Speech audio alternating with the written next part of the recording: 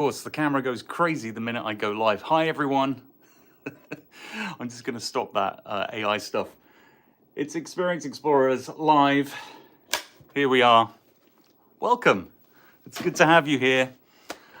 We are in my geeky basement in a non-disclosed location, or the Fandom Foyer, if you want to call it that. So it's good to be here with you guys. And we're going to spend the next bit of time just hanging out, talking about whatever we want to talk about. So to those of you that are here, welcome. It's good to see you guys. Thank you for coming. Make yourselves known in chat. Happy to take questions. The soul, the mind. Hey, how are you doing? Welcome. And yeah, we're going to spend the next little while just chatting together, talking about fandoms.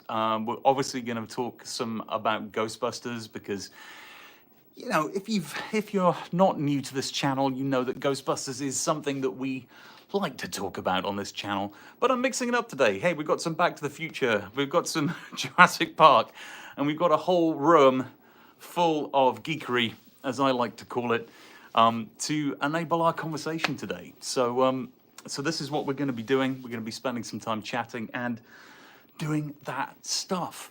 And again, like I said, if you have things you want to talk about, ideas that you want to share, conversation that you want to have, put your questions, put your ideas into chat. I'm happy to chat with you about them. So let's get started. Let's start talking about some of this stuff. Ghostbusters, let's start there. Now it's been a few weeks, just two. We can start to talk in a little bit more of a spoiler way about Ghostbusters. Soul the Mind, your question I will come back to. Let's have a conversation about Indiana Jones. I would love to have that discussion. And we'll come back to that one. But yeah, we can talk now a little bit more about Ghostbusters Frozen Empire, a little bit more about what we thought of it. We can also talk a little bit more about what we think the future for Ghostbusters might be. If you have a favorite scene in the movie that you enjoyed, a favorite moment, happy to discuss that. I was just on a podcast on Extraplasm talking about Ghostbusters, and so very happy to talk about that and talk about any of the video content that we've been putting up on our site. So, Francisco, hi. Francisco asking a question, what is our direction franchise-wise based on the film's box office? Ooh, this is a really good question. So, if you've, just keeping to the theme of Frozen Empire right now, I think that the film right now, as it stands, had 1 week at number one globally, and then has kind of moved on to the back seat a little bit compared to some other movies. Depending on where you are in the world, I'm here based in New Jersey. And by the way, if you want to talk about the earthquake that happened today, I'm very happy to chat about that because I experienced that earlier today. But yeah, as far as the direction of the franchise, I think that we're going to have to wait and see a little longer. I think that it's definitely hit what was the predicted amount that it cost, which I think was 100 million. And again, you've got to add advertising, you've got to add all of those other things onto the top of it. So I think that with all of that, we're going to have to wait till it hits streaming, till it hits DVD, till it hits digital to really see what the direction is. And I know, Francisco, you mentioned animated series. Gil Kinnan mentioned the animated series in a recent interview, that he's seen the artwork, that he's seen the stuff that's being put together for the animated series, and it's still very much in production for Netflix. So I'm hoping that that will be a good next step, is for us to have that. Francisco saying in California, that's a Tuesday for us. Yeah, I'm sure it is. It was not a big earthquake at all, but it was kind of new for me. I think it's the first earthquake I've ever experienced. We don't have earthquakes very frequently in England, and having moved here to the United States, that's the first earthquake I've experienced. But yeah, I know California is a whole different ball game.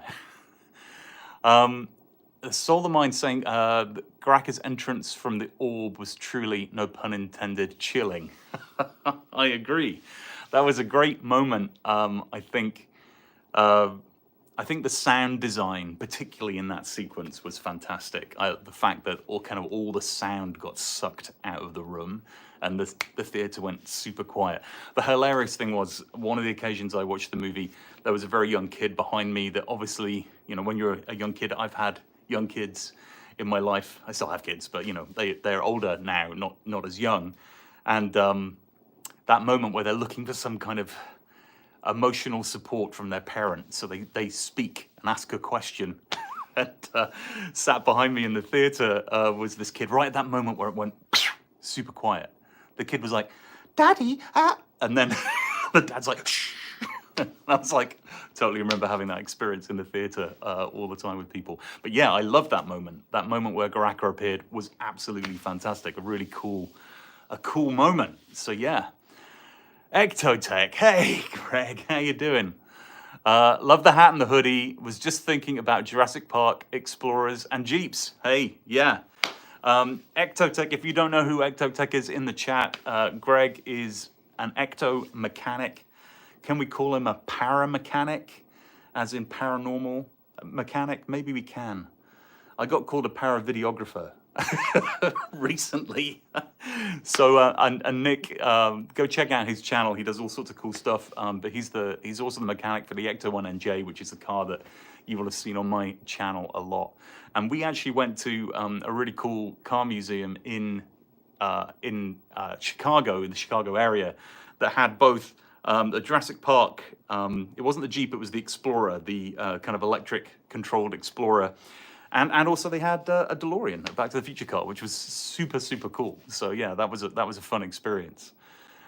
Francisco is saying, "I'm still a little disappointed that the new packs yellow bumpers didn't get the spotlight and or contributed to the plot." Yeah, they weren't really. There wasn't really a huge difference from those, other than it's interesting because I've talked to a few people that have made packs. I don't know if anyone on the chat has ever built a Proton pack or is interested in building a Proton pack. I've just been through the experience of building my own Proton pack.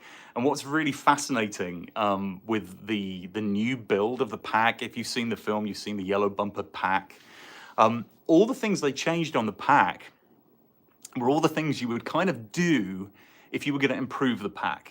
So they bent certain parts in, they flattened certain pieces. Those are all those changes, apart from the color changes they made, all the physical changes they made are things that break on your pack. So the ion arm, which is the big piece that sticks out the side, that is a really easy part to break. They bent that round. The bellows, which is the kind of the circular piece that fits onto the bumper at the back, the yellow bumper, that is really fat on the original pack. It's like, a couple of inches, almost a couple of inches, and they squashed that down. So it definitely made the pack practical. And I like that because kind of in universe, it made more sense that that's the way that things were going to go. So yeah, absolutely. Let's see, what? Have I wanted to see what in the Ghostbusters movie? I don't know. I don't. Is that a character that I've missed? I'm really sorry, Cameron, if I have. You have to explain that to me. Sorry.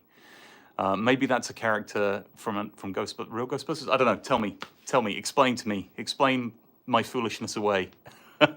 Francisco is saying I built a few and made one of the yellow bumpers. Cool. So you know what I'm talking about. You know the differences with those pieces.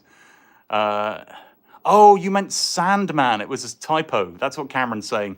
Yeah, Sandman. I'm with you. Sorry, man. Yeah, Sandman would be really cool in a Ghostbusters movie. Ectotech saying that Sandman, Bogeyman, Sam Hain. We need a ghost catching montages in those films. I know some people thought that in Frozen Empire it would have been really cool to see what. In the trailer, it advertised this idea that it was all the ghosts they've ever caught, which of course we know it is. When the trap breaks, all these ghosts escape. And some people have said, and I have a tendency to agree with them, that it would have been very, very cool to see some of those ghosts that we know are part of canon. Oh, let's see this. Triple Zero is saying, did you notice they cut up and melted the fire pole, then someone slid down it at the end of the film? So I think that there are two fire poles in the downstairs, and we know there's a fire pole upstairs as well. We don't ever see which one Phoebe's cutting. So, but I thought the same thing as you. But I'm making the assumption that she cut the one upstairs where she put the pack together. Okay. Oh, Sam Hain. Yeah, okay. Gotcha. I gotcha. Yeah, Ectox saying there's multiple polls. Yeah. Project Proton pack. Still got a love for the OG pack. Me too. The OG pack's the pack that I'm building right now. Gotta love that. Yes, you don't slide from the third floor to the first. That's right. You slide from the third to the second, and then you slide from the second to the first. Video game source is saying fire superpowers and befriended the ghost like Casper. Big no for me. Video game source. Obviously, you did not enjoy the movie, and that's fine. If you didn't enjoy it, that's okay. Ghostbusters fan built the bottom part of the yellow bumper out of cardboard for my full-size spirit pack, as no one has made a 3D part to add the original bumper on that pack yet. Okay, which one? Oh, which one have you got? Your full-size spirit pack. Oh, I didn't know that nobody made a 3D printed piece for that. I guess that's, I know it's been done for the HasLab, but that's easier because the HasLab has a removable bumper, whereas the pack, the spirit pack, the bumper's molded in. I have a spirit pack, so I know what you're talking about there. Yeah. But yeah, there are a few, as Francisco's saying, there's a few things out there. So I'd be surprised, actually, if there isn't anything out there. If you know of anything out there, Chatsworth Dynamics, is that one of the people that do it, Francisco? I'm assuming you're pointing out to us that's where to get a yellow bumper for a spirit pack. Let's see, what else? Cameron's saying, built a Proton pack at school, actually, and it's an original and different from the other. Cool, like it. Great. Okay, and Video Game Source is saying, yeah, they didn't like those things in the movie. What did you like in the movie, Video Game Source? Tell us. Tell us what you did enjoy. If there was anything. If there wasn't, that's also fine. Yeah, and as far as the movie goes, you know, I think that I've seen it 4 times now. Ghostbusters Frozen Empire. I actually have to say I enjoyed it more the second time of watching. And I had a long conversation with Jim from Extraplasm. And if you're interested in hearing that, I'm on the podcast Extraplasm. We talk all about this in the most recent episode. But we were just talking about some of those scenes, some of those moments, and the idea that when you go into a movie that you're super excited to see, that sometimes you're kind of looking for those moments. You're looking for those beats that you want to see happen. So I think I definitely went into the first screening of the movie feeling that way, and now having seen it more times, I don't feel that way about it because I wasn't looking for those things. So maybe try seeing it again if you didn't enjoy it. Video Game Source saying the puking ghost was great, and I really liked Godzilla though. You like Godzilla? Okay, I haven't seen Godzilla yet. I've heard some good things about it. Yeah, the puking ghost is really good, and if you've seen the movie or if you're going to see it again, the thing that I really like about the puking ghost, is the sound design when the puking ghost kind of moves. So when he rolls forward, he's got this kind of sloshing sound going on inside his belly, which is really disgusting and very funny at the same time. It's kind of slosh, slosh, slosh as he moves forward. So yeah. Would you like to see a 90s spin-off that's still canon? So you mean something based in the 90s, basically straight after Ghostbusters 2? Is that what you mean? I think that would be interesting. I know that there's so much love for Ghostbusters 2 from a lot of people, and I don't think that would be a thing that people would be sad about happening. I think that they would like that. I think the spin-off could be interesting. I think that right now, I think the most likely thing we're going to see is animation rather than any any live action. Although again, I've heard a lot of people talk about the fact that they like the idea of a TV show. That in some ways, Frozen Empire felt a little bit like it could have been a TV episode. Maybe partly that was the length of it, partly that was the design and flow of it. So I think, yeah, there's some discussion and conversation about that. But I think animation, in my view, is probably the way to go next, because I think that that's the easiest way to build a younger audience for Ghostbusters, and I think that's needed. I think that's why you have the audience you do today, because of the cartoon more than anything.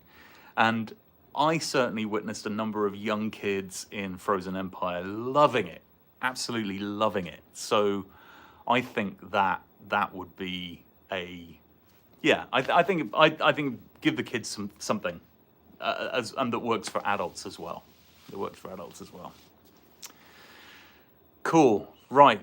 Now, somebody asked me a question earlier, and I'm trying to remember which one it was, because it's already gone out of my mind. Oh, okay, the Soul and the Mind. I don't know if Soul and the Mind is still here. If you're still here, Soul and the Mind, say hi, and we'll talk about your question. Also, if there are any other franchises you're interested in and you want to chat about, let's talk about it. Let's see. Francisco is saying, you think that the irreverence in the original film has been lost in the subsequent films? A little bit. A little bit. I think part of that is just the culture we're in now, I think, and the audience that it's trying to go for. I think, obviously, the first Ghostbuster had a lot more humor that was irreverent, for sure.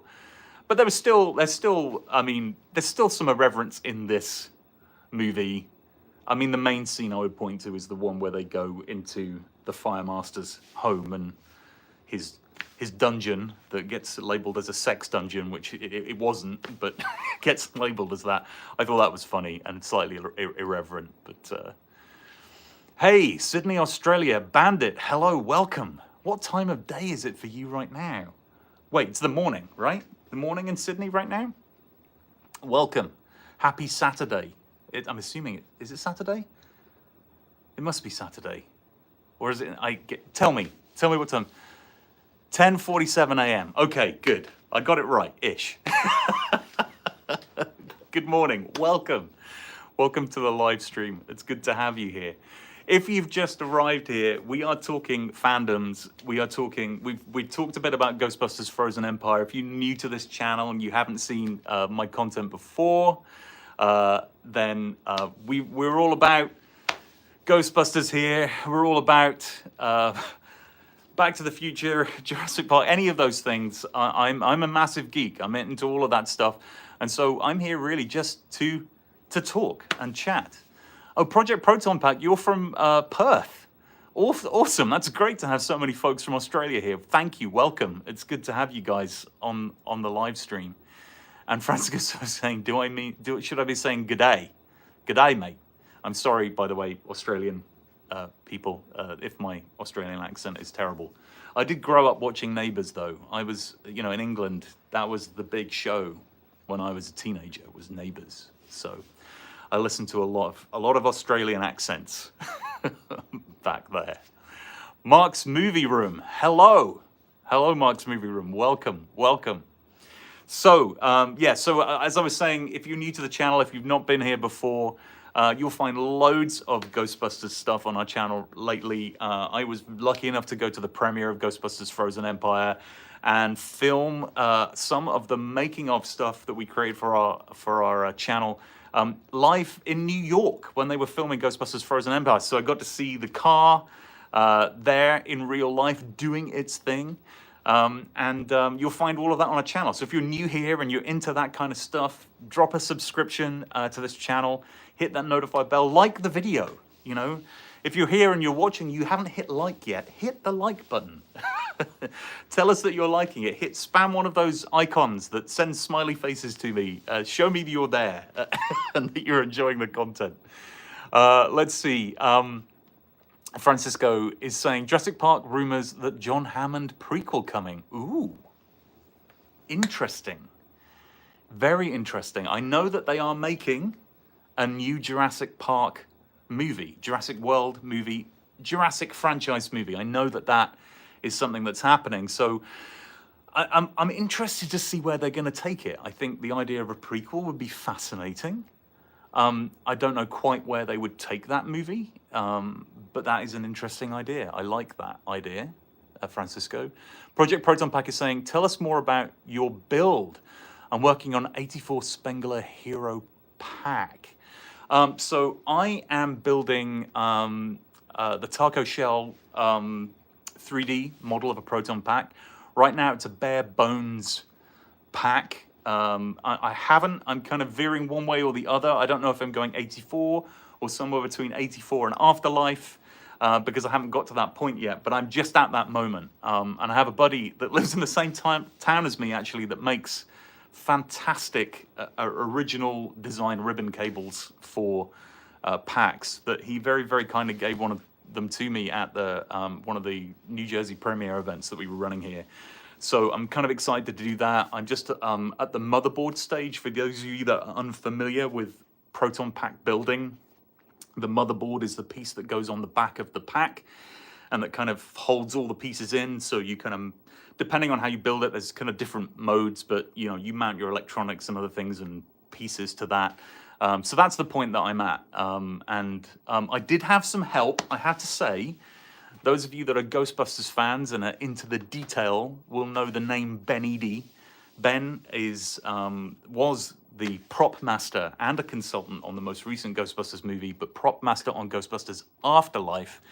And we struck up an online friendship and chatted, and I have to admit to being in a hardware store, buying stuff and having him point out what I needed to buy for my Proton Pack, which was a pretty surreal experience to have the guy that was in charge of the technology on Ghostbusters Afterlife being the person that was giving me help, which was pretty awesome. So that's the information about my pack. Cameron's saying, would I like to see an island of ghosts? That would be a cool concept for a movie, for sure. And then Francisco's saying, what about a darker adaptation of the original novel as a series? Ooh, interesting.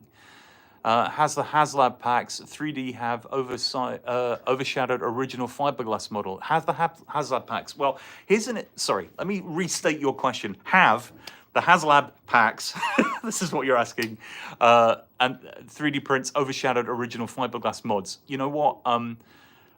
Possibly Project Proton Pack can ask that a bit more. I think what's really fascinating, so if you've seen Frozen Empire, you see the pack that Phoebe wears that she converts by adding brass to the accelerator.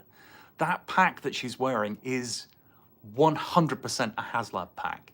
The toy that they built as a model became her pack in the movie for that sequence, because they built that sparking you see in her cyclotron was a real practical effect. If you go to Adam Savage's channel, Tested, on YouTube, there's a whole video on that, which is really interesting to watch how they did that work, how they made all of that stuff happen.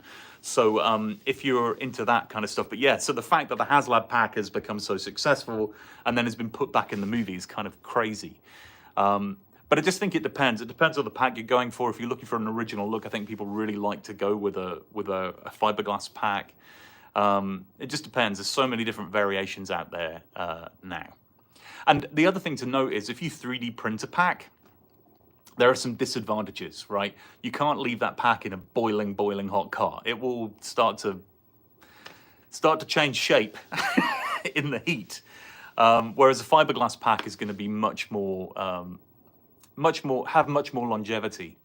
The other really cool thing, actually, talking of packs, Proton packs right now, is that I got the opportunity to see and touch some of the stunt packs from Frozen Empire, the yellow bumper ones we were just talking about. Those are amazing. So they build these whole things from foam rubber that you could touch and play with and mess with. They brought the Ecto Z down to the firehouse, and I was able to play with those a little bit, and also touch and play with a screen-used PKE meter, which was insane that I got to do that. That video is on my YouTube, so if you want to check that out, the easiest way, just hit subscribe and you'll find all those videos. But yeah, it's just interesting. Hey, Nerd Affiliated, welcome. Good to see you, sir. How are you doing? Bandit's saying, I love your room. It's very cool. I've always wanted an arcade machine. Yeah, it's fun to have an arcade machine. Like I said, this is the Fandom Foyer. This is what this is. Let me, I'm going to do this OK sign because then the AI on my camera is going to let me move. And you can see a little bit more of what's going on here in this room. So I've got a whole bunch of, this is the original Ghostbusters video game behind me here. Some of my YouTube videos playing, and behind me here, I think you might be able to see there's a Donkey Kong game. This is basically what I've got going on here this is 80s, this is 90s, and this is 2000s in these different. So I've got all sorts of stuff. You'll see stuff over here. I've got laser discs in the 90s section. Here I've got VHS. In fact, let me see what I've got over here. This is going to go crazy. We were talking about Jurassic Park, but look, Jurassic Park on VHS. That's what this is right here. The camera's going crazy because it can't see my face. But that's one of the things I've got here in my den here. I also have, you got to have a DeLorean. My buddy Nick, who owns the Ecto-1NJ, maybe I hear getting one of these soon. This is as much as I can afford. Is this? He's getting the real thing. But yeah, I love this space. It's a fun space to be in. What are people asking here? Okay, sorry, I've lost the questions because so many people have been saying things. But hello, Jadil. Yes, I do remember you did, Jadil. Welcome back. Francisco, do people still scratch build their packs, or is it mostly HasLab or Spirit? No, people definitely scratch build them. I'm scratch building mine. There's a lot of people that scratch build still. Oh, Watermelon Wave is asking me my favorite movie. Dude, that is a really hard question for me to answer. And I'm going to tell you why, and this is going to sound like really highfalutin. This is not my intention. What I love changes. I don't know if you find that, but what I love changes from year to year, sometimes from week to week, and I'm sometimes really into something, and so I kind of, like I'm so loving Ghostbusters at the moment and reabsorbing myself in that lately. But so I find it really hard to rate, but I think one of my favorite movies of all time is E.T. I remember watching it when I was younger. I remember the impact it had on me. I love Steven Spielberg movies. And that's only cemented by the fact that I got to meet Steven Spielberg last year, which was an amazing experience. If you want me to talk more about that, I'm very happy to. It's very cool. But yeah, so E.T. was great. I love Steven Spielberg films. So that was... That's my usually up there in my top 10. It changes. I love Back to the Future trilogy. I love the Indiana Jones original trilogy. I like the new movies too, but the original trilogy is amazing to me. I love Ghostbusters. All of those kind of 80s movies have a really powerful place in my heart. And then I love some new films. I love Mad Max Fury Road. Absolutely love that movie. It's a fantastic movie. And obviously I love Star Wars as well. So, very predictable. What a nerd, What else are people asking? Let's just check. I don't want to leave you guys out. Cameron's saying, do you have, what's that? Hectate? I can't read that, sorry, because I might add her to my film. Oh, okay. Oh, this is in the storyline that you're coming up with. That's right, Cameron. I remember because you're coming up with a movie, aren't you? JL, hi. Quick Skittles or Snickers? Need to know. People are waiting. Snickers. There you go. Snickers. That's my answer. The Jurassic Park VHSs, yeah, they can be worth a lot on eBay. I'm grateful I've got a few. I've got some cool laser discs back there as well. I can show you those as well. I'm pretty excited that I was able to get those. Oh, Francisco's asking me my favorite bad movie. Oh, wow. There are so many bad movies.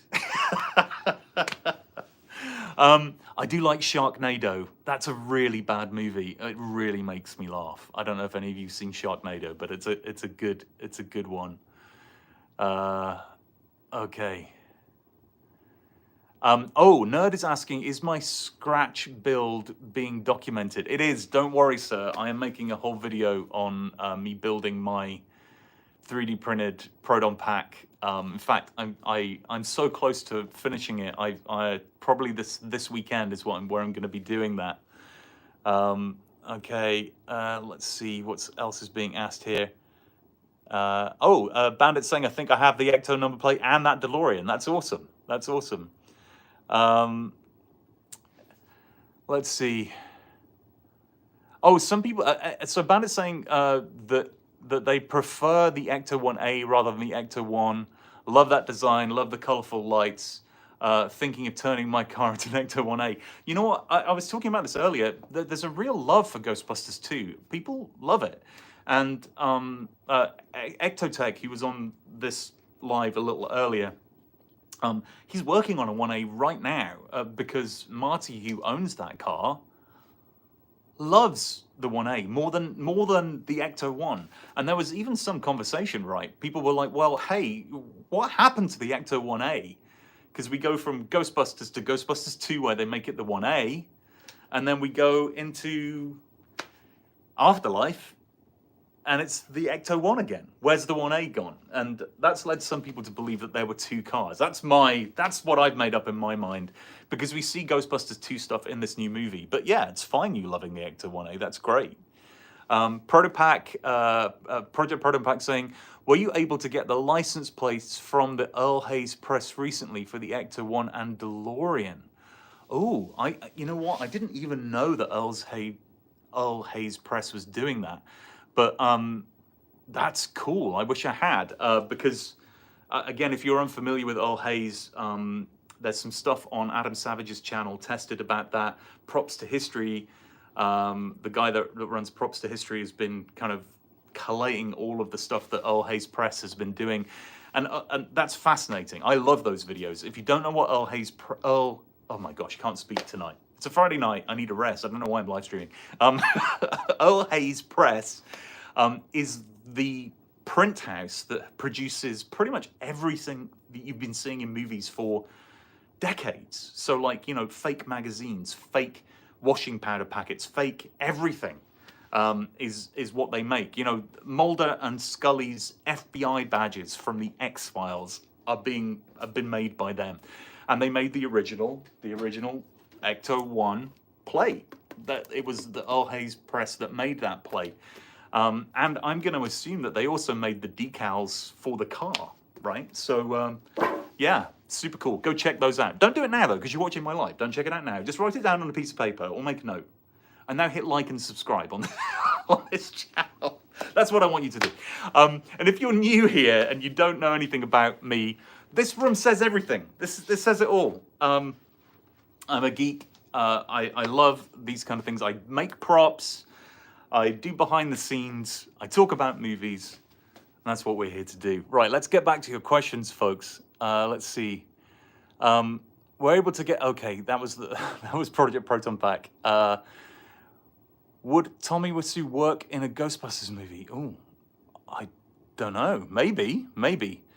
Christy's saying hi. Hi, Christy. Jimmy Joe is saying that they did not like the new movie. What are my thoughts on it? I liked it. I actually enjoyed it. I enjoyed it more the second time I watched it than the first time I watched it. Jadil's saying too young for bad movies. I don't know. I think there's a lot of bad movies being made right now. Let's see. What else have we got here? Jadil is 14. I don't think we mean those kind of bad movies, Jadil. I don't think we mean inappropriate movies. We just mean movies that aren't very well made, just to clarify. Dude is saying Jaws 4, Sharknado, your view on the drone trap. Okay, so I'm assuming those first two things are your two favorite guilty pleasure, not very well made movies. Good choices. I like those. But you say Jaws 4 is better as a worse movie than Sharknado? clarify for me. My view on the drone trap, I liked it. I thought it was a cool addition. It's an obvious addition, and it made sense in the sequence because there's no way they were going to trap that sewer dragon without it.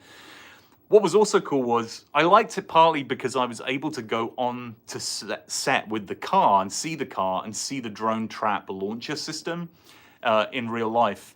There's a video on my channel about that you can go watch. But yeah, so, you know, I enjoyed seeing it for all of those reasons, and I thought it was cool. Chris is saying how I'm doing. I'm doing good, thank you. Let's see. Bandit saying apparently Afterlife is the Ecto 1A because the Ecto 1 is in a museum, I think. Oh, you mean the actual vehicle, the actual car. So all I know is, this is my belief, is that they got 3 totally, and I'm going to use the word new, because they obviously weren't new, Miller Meteor vehicles, based on, there's a Ghostbusters Afterlife book that has a whole bunch of pictures of the work that they did on the movie and stuff. That book shows 3 brand new cars, or at least 3 old cars that they made into new ones for the movie. So that's my understanding. I don't know if one of them was the 1A. It certainly didn't look like it, but you might be right. Oh, Brad's asking a lot, have I read the book? Depends on which book you're talking about, Brad. I've read the book I was just talking about, the Ghostbusters Afterlife making of book. I have not read the novels, though, if that's what you're talking about. So no, I haven't. And if you think it's worth me reading them, let me know, and I'll happily give it a go, because I like reading. Okay, Jimmy is talking about Beetlejuice, and saying that it looks good, and it does look good. It looks like it's going to be a fun movie. I'm looking forward to it. I really like the original, and if you're new to the channel, you will not know, but I am a massive Halloween Horror Nights fan, and a few years ago we went to the Beetlejuice Halloween Horror Nights haunted house at Universal Orlando. That was so fun. So fun. So I'm excited for Beetlejuice to come back and to see it on the screen. Brad's still asking me if I've read the books. I have. I've answered the question now, Brad. The novels, they're good. Okay, I see your answer there. Okay, let's see. Dude, agreed. The drone trap was genius. To the previous comment, I meant that Jaws 4, yes, okay, I got that in the end. Yeah, it was better than the film. Sharknado, even though it's intentionally bad. Did I find the Proton streams too bright in Empire? Ooh, really good question. So again, something interesting about the Proton streams in Frozen Empire is that they tried to make them more, at least the animation of them, closer to the original 84 movie. Because apparently the central stream comes from the ghost, and the outside lightning around the stream goes to the ghost. And that's how you're pulling the ghost towards you. And that's apparently how it was animated in the 84 movie. So in Afterlife, they didn't animate it like that. But in the newer movie, they did animate it like that. The brightness, you know what, I need to watch it again now to answer that question. I don't know if I found them over bright, but it's a great, I'm now going to look for that. I'm also happy, if you guys have seen things I haven't in the movie and want to point them out to me, let me know. I'm happy to talk about them. Okay. What other questions have you got? Hey, Rebecca. Don't worry about being late. It's fine. Welcome. Welcome here. We have been talking about Frozen Empire, Ghostbusters, and then we've been talking about my geeky space here that I am calling the Fandom Forum, where geeks gather. This is what we're doing. We're gathering in the Fandom Forum to talk geekery tonight. Dude is saying, initially thought so, but I missed the look of the streams from the first 2. Dimmer, more concentrated, as opposed to overly bright. The stream in Afterlife when Phoebe first fires it was great. I agree. I love that scene in Afterlife where they just take so much time to just kind of pour over the awesomeness of the fact that they're going to try this proton pack out. I love it. That's actually one of my favorite scenes in the movie. Rebecca really enjoyed it. That's awesome. Would you have an issue? This is Francisco. This is a great question, Francisco. I love it. Would I have an issue if they ever tried to reboot Back to the Future? Would I have an issue? I would be torn. I think there are some movies that just shouldn't be remade. And I think Back to the Future is a trilogy.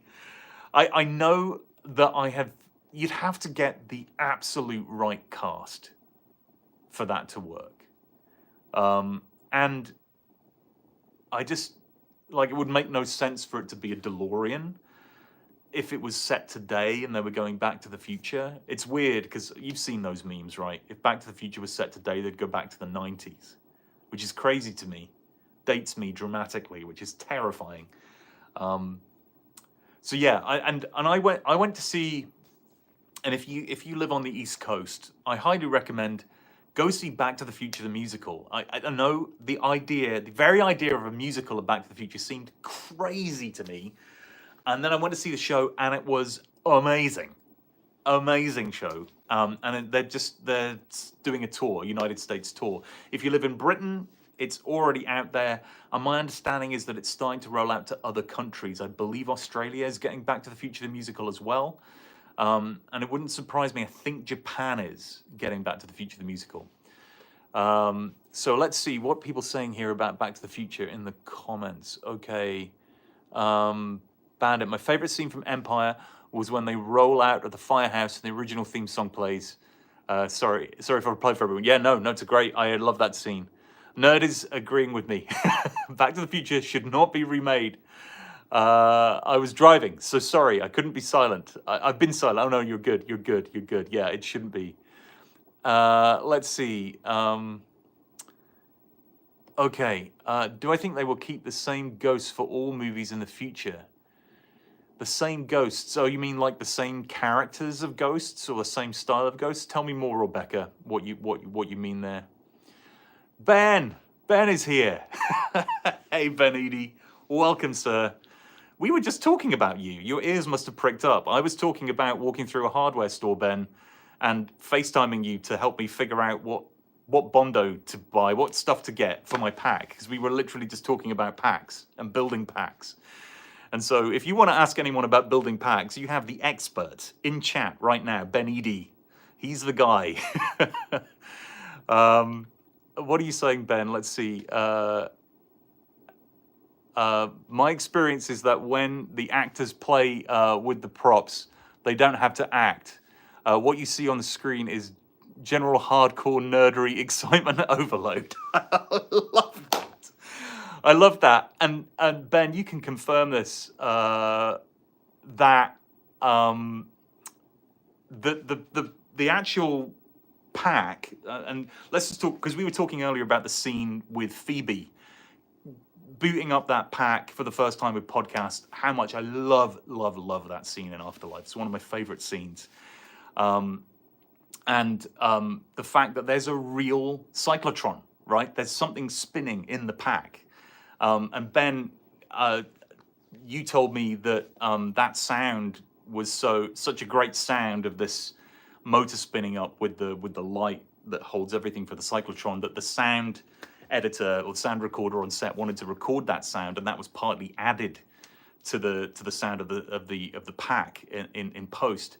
But the pack vibrates. My understanding is the props vibrate, and so they, there's that element of oh my gosh, I'm in a Ghostbusters movie, I'm holding a Proton pack, and that it's moving, which gives this sense of tactility, which really helps with the acting process. Ben saying, yes, the sound was used. Yeah, that's super cool. That's super cool. Let's see, who else there's a lot of stuff going on in here. A lot of questions. Sorry if I'm missing your questions. Project Proton Pack is saying Ben Edie is the greatest of all time. I agree, Project Proton Pack. It's an absolute thrill to have Ben on the chat here. And then people are talking about, Jadil subscribed to the channel. Thank you, Jadil. I super appreciate that. Oh no, Christy is saying to Jadil, okay, I can't even keep track of the chat. thank you, Christy, for subscribing. That's what I'm trying to say. Very, very poorly. And if you're new here and you like what you see and you're loving these conversations, please drop a subscription. I would love to have you subscribe to the channel. You know, as you can see, this is a geeky place to be. If you want to talk about movies, you want to talk about Ghostbusters, you want to talk about prop building, anything kind of behind the scenes about how do they do this stuff in movies. That's the stuff I love. Ben is saying that the RTV sounds the same too. Okay, so Ben's talking about the little remote control trap. That's the exact sound. And Ben has a great video on his channel of him rebuilding the pack. Ben, I'll let Ben tell the story. It's a great story of him having to drive the trap one day on set. And because the guy that does the remote controlling wasn't there that day, and there was a little accident with the trap. Ben can tell that story, but it's a great story. Very, very funny. Let's see what's saying. People are saying, oh, they wondered how that worked. That's great. How many movies do I watch? And do I watch scary movies? Christy's asking me. You know, I do watch a lot of movies. I love movies. I love the experience of watching movies. And do I like scary movies? Certain types of scary movies. I like suspense horror. I'm not kind of like a kind of blood and gore horror massive fan, but I love like scary intensity. So I really enjoy those kind of movies. Dude is saying for the next film, I'd like to see a family of ghosts coming to America from overseas in the attempt to locate a missing kin, okay, a missing family member, yeah, and bring them back to another realm. Oh, that's a great idea. I love that. Francisco saying, I'll subscribe and have my team in San Diego Ghostbusters subscribe. Francisco, thank you. Thank you. I super appreciate that. We love Ghostbusters teams and Ghostbusters franchises. They do a lot of great work. So thank you. That's awesome. Brad's reminding us that the books are great. I need to check them out, Brad. Ever wanted the mini Slimers from the real Ghostbusters in the live action? That would be interesting, like the mini puffs. Let's see. Synonymy, hope I'm saying that right. I've gone to see Frozen Empire 3 times now. It gets better every time. I agree with you. Do I like Lego Ghostbusters? Jadil, I like Lego anything. So literally just over there is a Lego building table. I kid you not. There is a Lego building table and a lot of Star Wars based Lego over there. But yes, there is. Let's see, Ben saying, yes, the day I thought I was going to be fired. Yes, so Ben is talking about the time that he was remote controlling the RV trap, and yeah, he might have steered it under one of the wheels of the Ecto-1. I'm just saying, he might have accidentally done that. And thought he was going to be fired. I can't even imagine. I think if I was in your shoes, I would be like, oh, this is the end of my career. But this is where, and you know, everyone I speak to, Ben included, and other folks that I chat to, and I've met Jason Reitman briefly. What an awesome guy. He's not that kind of guy. He's just such a lovely human. So, Ben, you were never going to get fired. Okay, what are other people saying? Somebody's asking the question, and maybe, I don't know, Ben, if you can answer this question. Did they have an actual drone trap, like a working drone trap, or was that all CG?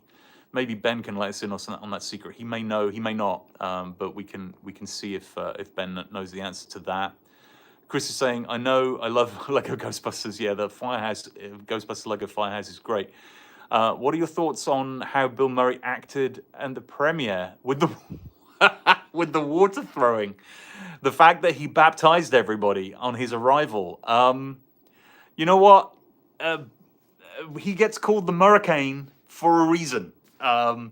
So when we were in the fan pen at the premiere, we were not on the red carpet, but I know that Yes Have Some and Ghostbusters News were right there as the cars were arriving at the red carpet. And they were the first people to get doused. And I know that the Yes Have Some team said that they're very happy that their story of meeting Bill Murray is that they got drenched with water by him. They were fine with that.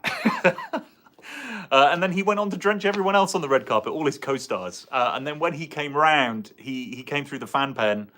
That was very funny. We were all just going, Bill, Bill, Bill, Bill. You'll see it if you watch my. I have a video of me at the fan pen, and you'll see that in the video. It was really fun. So, what is my opinion of it? I don't know what else you expect from Bill. Okay. Okay, dude is saying, sharing a great line. I'll go back to Queens. You go back to Narnia. Yeah, what a great line. I love that line. It was fantastic. Okay, let's see. Somebody saying hi from North Korea. Hi from North Korea. I tried to build a Ghostbusters car out of Lego. That's cool. That's a tough call. Building the Ecto out of Lego. Brad is saying, have I played the games? Yes, I have. Sorry, I'm getting behind on my questions here. Proton Pack is asking, I'm just going to stop this camera because it's doing this weird shaking thing when I get close to it. You mean Ben Tokyo drifted the trap? He did indeed, yes. Jadil is just mentioning again his love of Lego. Rebecca is baptism by Bill. Totally. Once in a lifetime opportunity, Rebecca. I agree. Ben is saying, so Ben is answering our question about the real drone versus CGI drone. Ben is saying they must have had one. I was not there, so my answer will be suspect, but I could not imagine them not having a functioning one in case. I think that's right. And again, Ben, you'll confirm this, but the desire and intent to have practical props in those movies is high. And there's something, even if you're going to recreate something in CG later, having really good real reference that works in the real world makes a huge difference for creating realistic animations and stuff. And there's a whole piece that I do a breakdown video of behind the scenes in New York. And actually so much of what they were doing in New York was filming New York, right? They filmed the Ecto, but they filmed so much of New York because they had to reconstruct New York digitally. And they didn't just do all that as artists in a computer. They took real reference material and created the entire city from real, so it was New York that you were looking at in the movie. Ben is saying, yeah, that it absolutely can be done in camera, then you do it in camera. Yeah, so if you can do it in camera, you do it in camera. Okay, let's see. Jadil is saying that he does, and that's cool. I can't remember what that's in reference to. Oh, no, that's Christy. I'm sorry, Christy. You keep saying Jadil, which is very good of you, and I keep getting it mixed up. Sorry. Sorry, Christy. I apologize. Okay, Bandit is saying that they added some light to their Plasma series Afterlife Ecto. Hope they can make an Empire or original Ecto. If they do, let me know. Yeah, I think it would not surprise me if they did that. I think that it would be yeah. I think that it makes sense. They made changes to the Ecto, right? There's the launcher for the drone. There's all this other stuff on there. So they're going to make another toy with all those bits on it.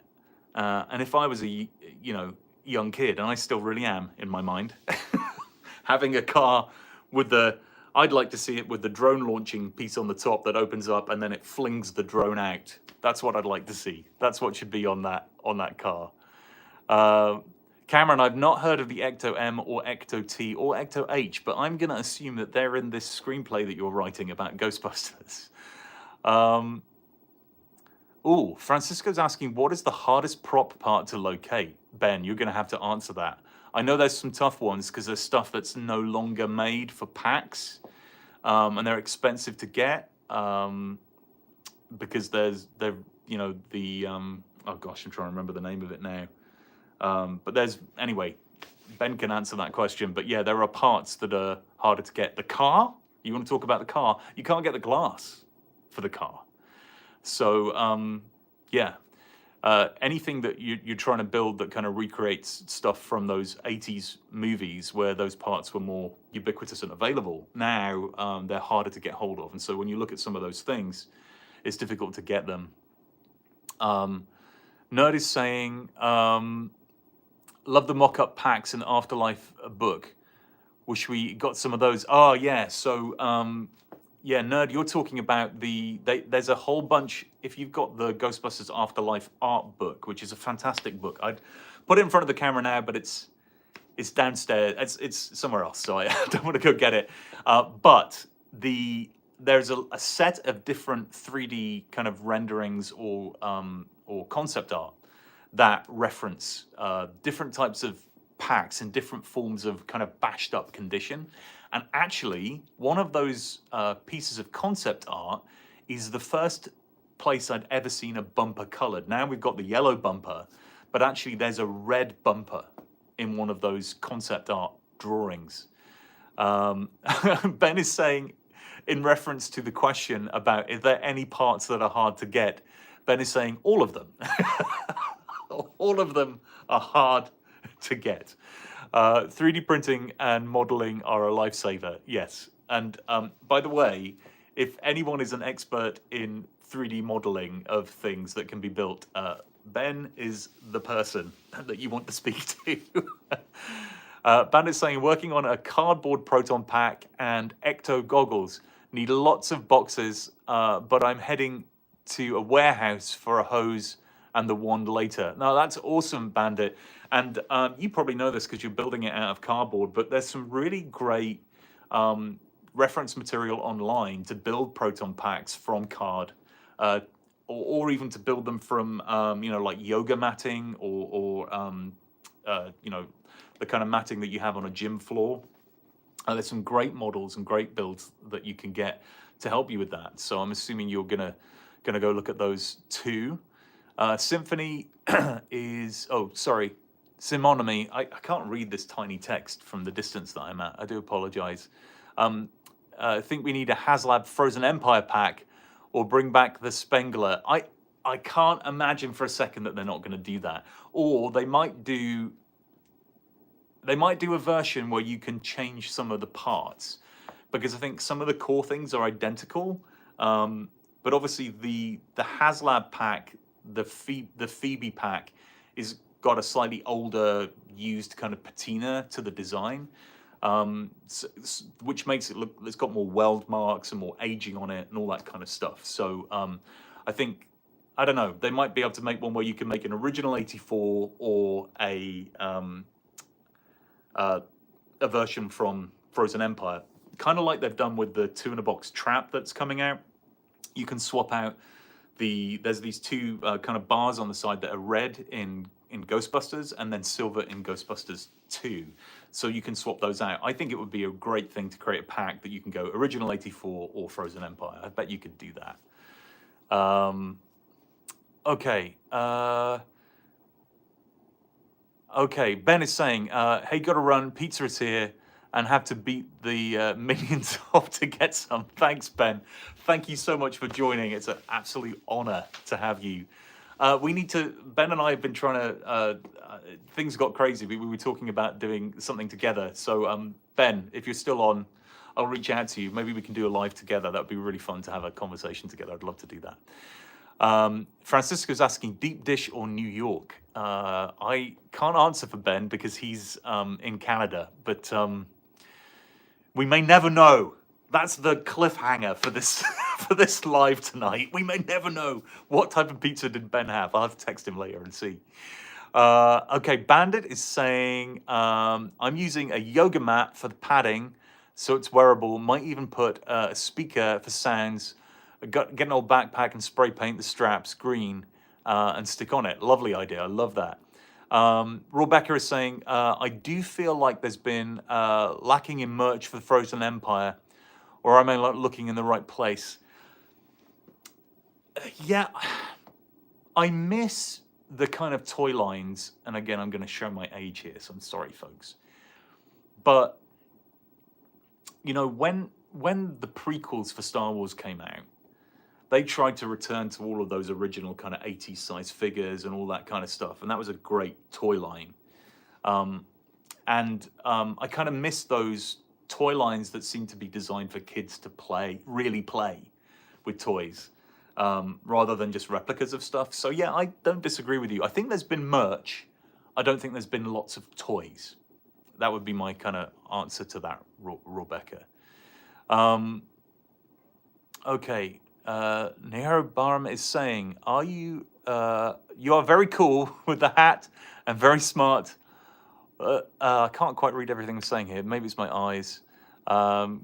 Good luck all time and cool always. Thank you, sir. Yeah, well, I'm trying to make this, this is my Jurassic Park hat, and it's got all this yellow, so it matches my Back to the Future shirt. So, I've got to mash this up. And then I'm mashing it up with all this other geekery that's here in the background in this room. Right, what else are people saying here? Okay.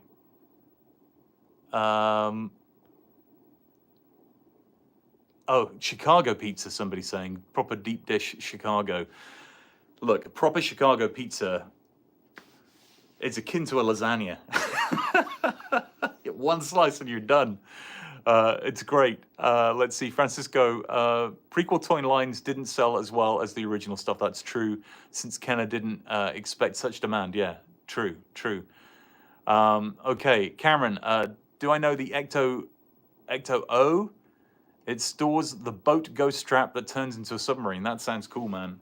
Cameron, folks, who's on chat, is putting a Ghostbusters script together. So these are some of his ideas.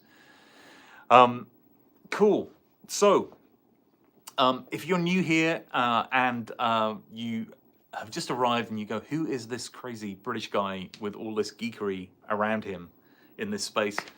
I'm Matt. This is Experience Explorers.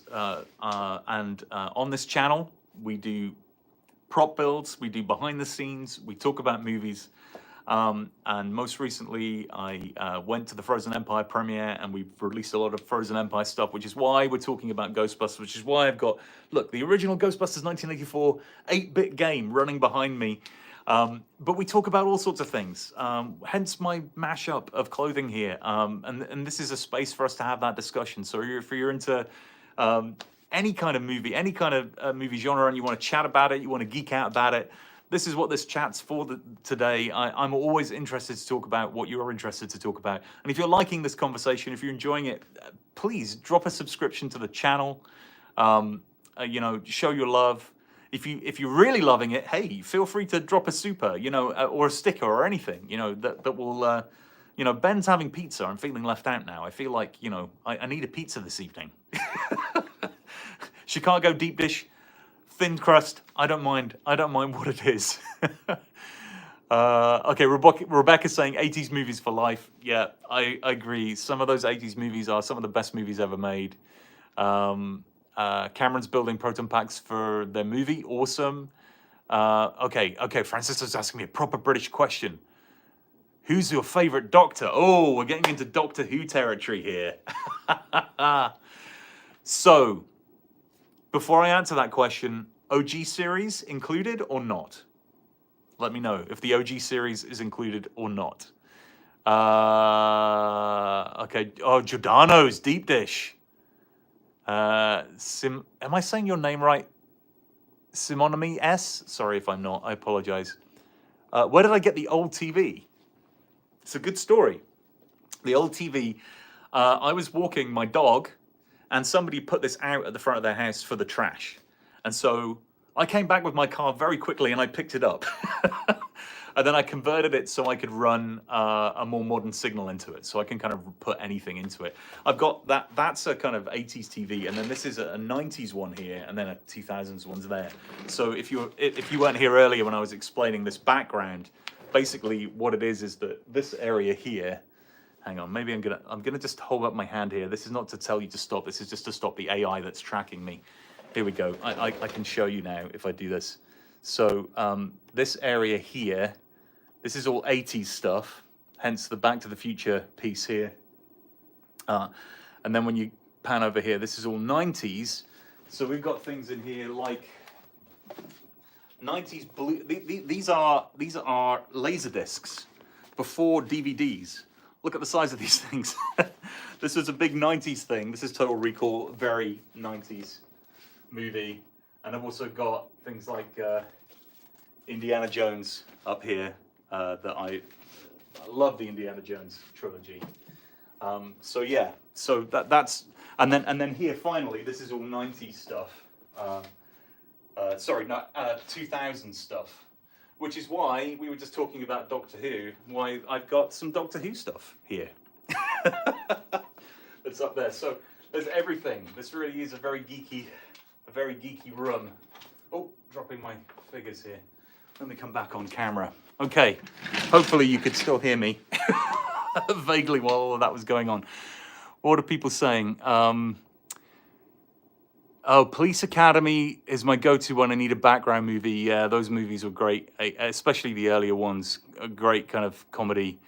Jadil's eating pizza. Dang, I'm getting so hungry now. Guys, I'm going to have pizza after this. Okay. Oh, Chris is saying, eating pizza, wish I was at your house. Simonomy SE is totally rad. You rock, Matt. Gotta run. Thank you. Thank you. Appreciate you being here. And sorry if you missed me saying goodbye to you because I was talking about other things. Okay. One man's trash. You're right, Michael. Yes. Dude, for Deco, it's always through Vecman said in GB2, she can't take it. She's a Harvard chick. What's that? And Janine said to Dana, perhaps bring you a toy branch today instead of a harbor. Click to... I don't understand that. I probably read it wrong. I'm sorry, dude. I apologize. This is lines from Ghostbusters 2. Oh, I see. This is what you thought, he said. Okay, I got you. Sorry, man. Jadil is watching on all sorts of formats, but needs to go. See you later, dude. Project Proton Pack should be Mr. Bean get a knighthood for seeing as Rowan Atkinson got a CBE. I see what you mean. Very funny. Do love a bit of Mr. Bean. That's great. What's my favorite Ghostbusters movie, and how do you have VHS tapes? I've even got a VHS player here. Just out of shot. Hang on, let me pan the camera over. Look, got a VHS player here. This is original vintage stuff. My favorite Ghostbusters movie, I have to say, probably is the original Ghostbusters, but my second favorite, almost close to it. It can't be my favorite because it wouldn't exist without it, but I do love Ghostbusters Afterlife. So those are my two favorite Ghostbusters movies. Okay, Francisco's come back with the answer about OG Doctor Who and New Who. Okay, OG Doctor Who, my favorite OG Doctor Who is Peter Davidson. He's my favorite of the OG Doctors. And then my favorite of the newer Doctors, it's really, really hard for me to choose between Matt Smith and then, oh my gosh, why is the name gone out of my head? The guy before him. I'm having a brain blank, but you know who I mean, who I think is kind of everybody's favorite Doctor. But I like those two very much of the new Doctors. Okay, let's see what else people are asking here. Okay, people are saying goodbye because they've got to get on with their lives. I understand that. Okay, cool. So that's my answer about Doctor Who. And as I said, if you're new here and you're watching and you haven't been here before, then ask me a question. Subscribe to the channel. Find out more about what we do. Plenty of geeky stuff going on here for you guys. Brad is saying, what's my favorite book? Any book. Ooh. So that changes all the time. I recently finished all the Mortal Engines books. Loved them. If you've not read the Mortal Engines books and you're into the idea of a future where everything has been destroyed and they've had to start from scratch and they don't really know what our time was like, and it's kind of a steampunk future, Mortal Engines is the book for you. Thank you, Francisco. David Tennant. Well, I can't believe I couldn't remember that name. Love David Tennant. Thank you, Francisco. Rebecca, did Nick get the visor of the Ecto-1 signed by all the cast on premiere night? Unfortunately, Rebecca, no. I think he didn't get Bill's signature, but he did get Ernie's signature. I don't know if he got Dan's. I don't know. So we're on the lookout for those other signatures for the car. Nahiro is asking, do I know K-pop? I know some I mean, I couldn't sing any, but I know what it is. I might be able to sing Gangnam Style. Let's see. Andrew is asking me what I thought of the new movie. I enjoyed Ghostbusters Frozen Empire a lot. I enjoyed it more the second time I saw it than the first time because I was less like focused on what I thought the film was going to be and more focused on what I just enjoying the movie. So yes. USA is asking me who is my favorite Ghostbuster. Oh, that's really hard. Of the OG Ghostbusters, I think that it has to be Ray is my favorite Ghostbuster. Ray Stantz is my favorite Ghostbuster. Hey, Francisco, bye. Enjoy the rest of your evening. Do I have a Ghostbusters 90 figure? I don't actually. I don't. Rebecca's saying Bill Murray is... I don't know why my camera suddenly went over there. You know what it was? There was a face on the screen. I have... If you wonder why the camera's moving around, I am here by myself, but I have an AI motion gimbal that follows me. So the idea is that if I move over here, the camera will follow me. And then if I move back over here, the camera will follow me, which is great most of the time, but not all of the time. Cameron's saying, would you want me to bring Sigourney Weaver back for the film? Sure. Oh, USA is saying same. I'm assuming that's same to liking Ray. Yes. Dude is saying, how about busting scene in an abandoned mall where the ghost has gone back to its favorite shop to relive the past? Also an underwear ghost scene. What? An underwear ghost scene? I don't even know. I don't even want to know. I don't want to go there, dude. I don't want to go there. Or is the underwear haunted? I don't know. I don't know what we're talking about here. We'll find. Maybe we'll find out in chat in a second. So yeah, underwater scene. An underwater scene. Oh, that's great. I love the fact that I'm just riffing on an underwear scene. I'm trying to figure out how to take this and speak about it on the live appropriately. And you actually just meant underwater. Yeah, underwater scene. I'm totally up for that. Sorry, dude. Andrew is saying, fingers crossed for a 1-to-1 scale pack geared towards Frozen Empire packs by Hasbro Pulse. Yeah. So I don't know if Andrew, you want to hear earlier, we were talking about this, about the HasLab pack. And we were talking about the idea that you could have a similar thing to what they've done with the 2-in-a-box kit that HasLab's bringing out, which is the ability to kind of make the Trap Ghostbusters 1 or Ghostbusters 2, maybe a pack that's 84 and or Frozen Empire. And so you could have all the bits. So you could swap out the pieces and make it Frozen Empire, or you could swap out the pieces and make it 84. That was my thought. I think that would be a cool thing. And then you've got both for whichever environment. And I think those pieces... broadly, you could swap them. The only bit that's harder is all the wires, the new wires and cabling pieces that are added around the valve and other pieces kind of in the center. But I think you could get away with it. You might be able to do it.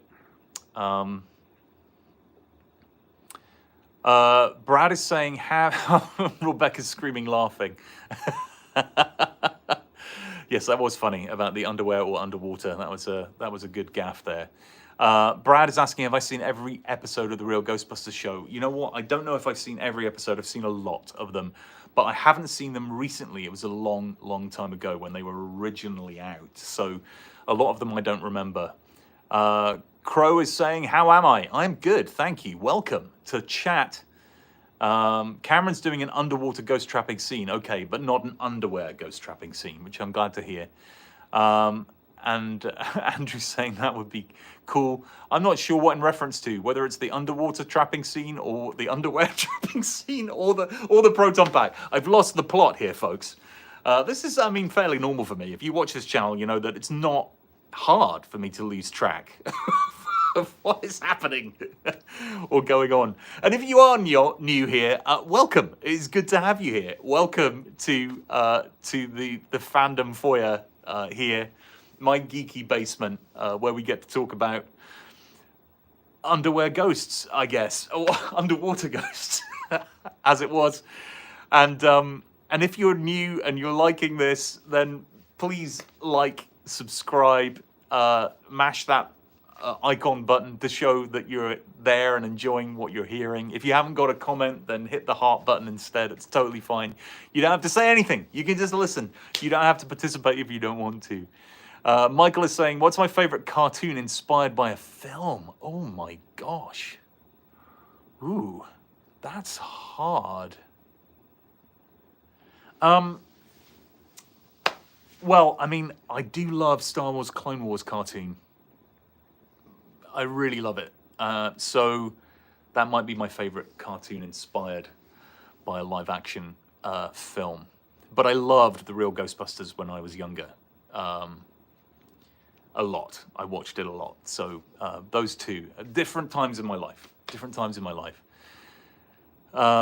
Is there an RS car ghost trap working toy? Do you mean, Brad, do you mean the remote control? The RV trap? Just confirm that. I can talk more about that. Rebecca, that geeky basement is goals, honestly. Hey, it's been a goal of mine for a long time, and so I wanted to create this space, partly because it just makes me happy, to be honest with you.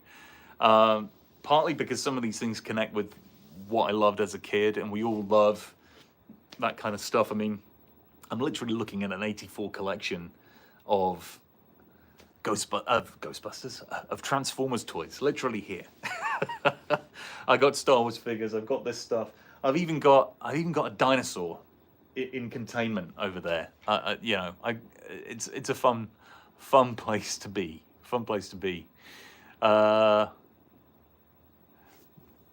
Okay, let's see. What else are we saying here? When will we see an 84 hero pack in production? That's a good question. I don't know. The remote control, Brad is saying. The remote control, yeah. So I don't know, and maybe someone in chat knows better than me, if there's actually a toy, like a working toy version of the remote control trap. But I know a lot of people have built versions of it. And Ben Eady, who was on the chat earlier, he took the version. He famously ran over. Or had the remote control trap run over. He was remote controlling it, and the Ecto ran over it. But on his channel, on Ben Eady's channel, he rebuilds the trap, the run over trap. So it's worth checking that out. But I don't know if there's a working toy or not. And if there is, let me know. Rebecca's saying nostalgia. Yes, nostalgia. That's what this room is all about. Lazy saying.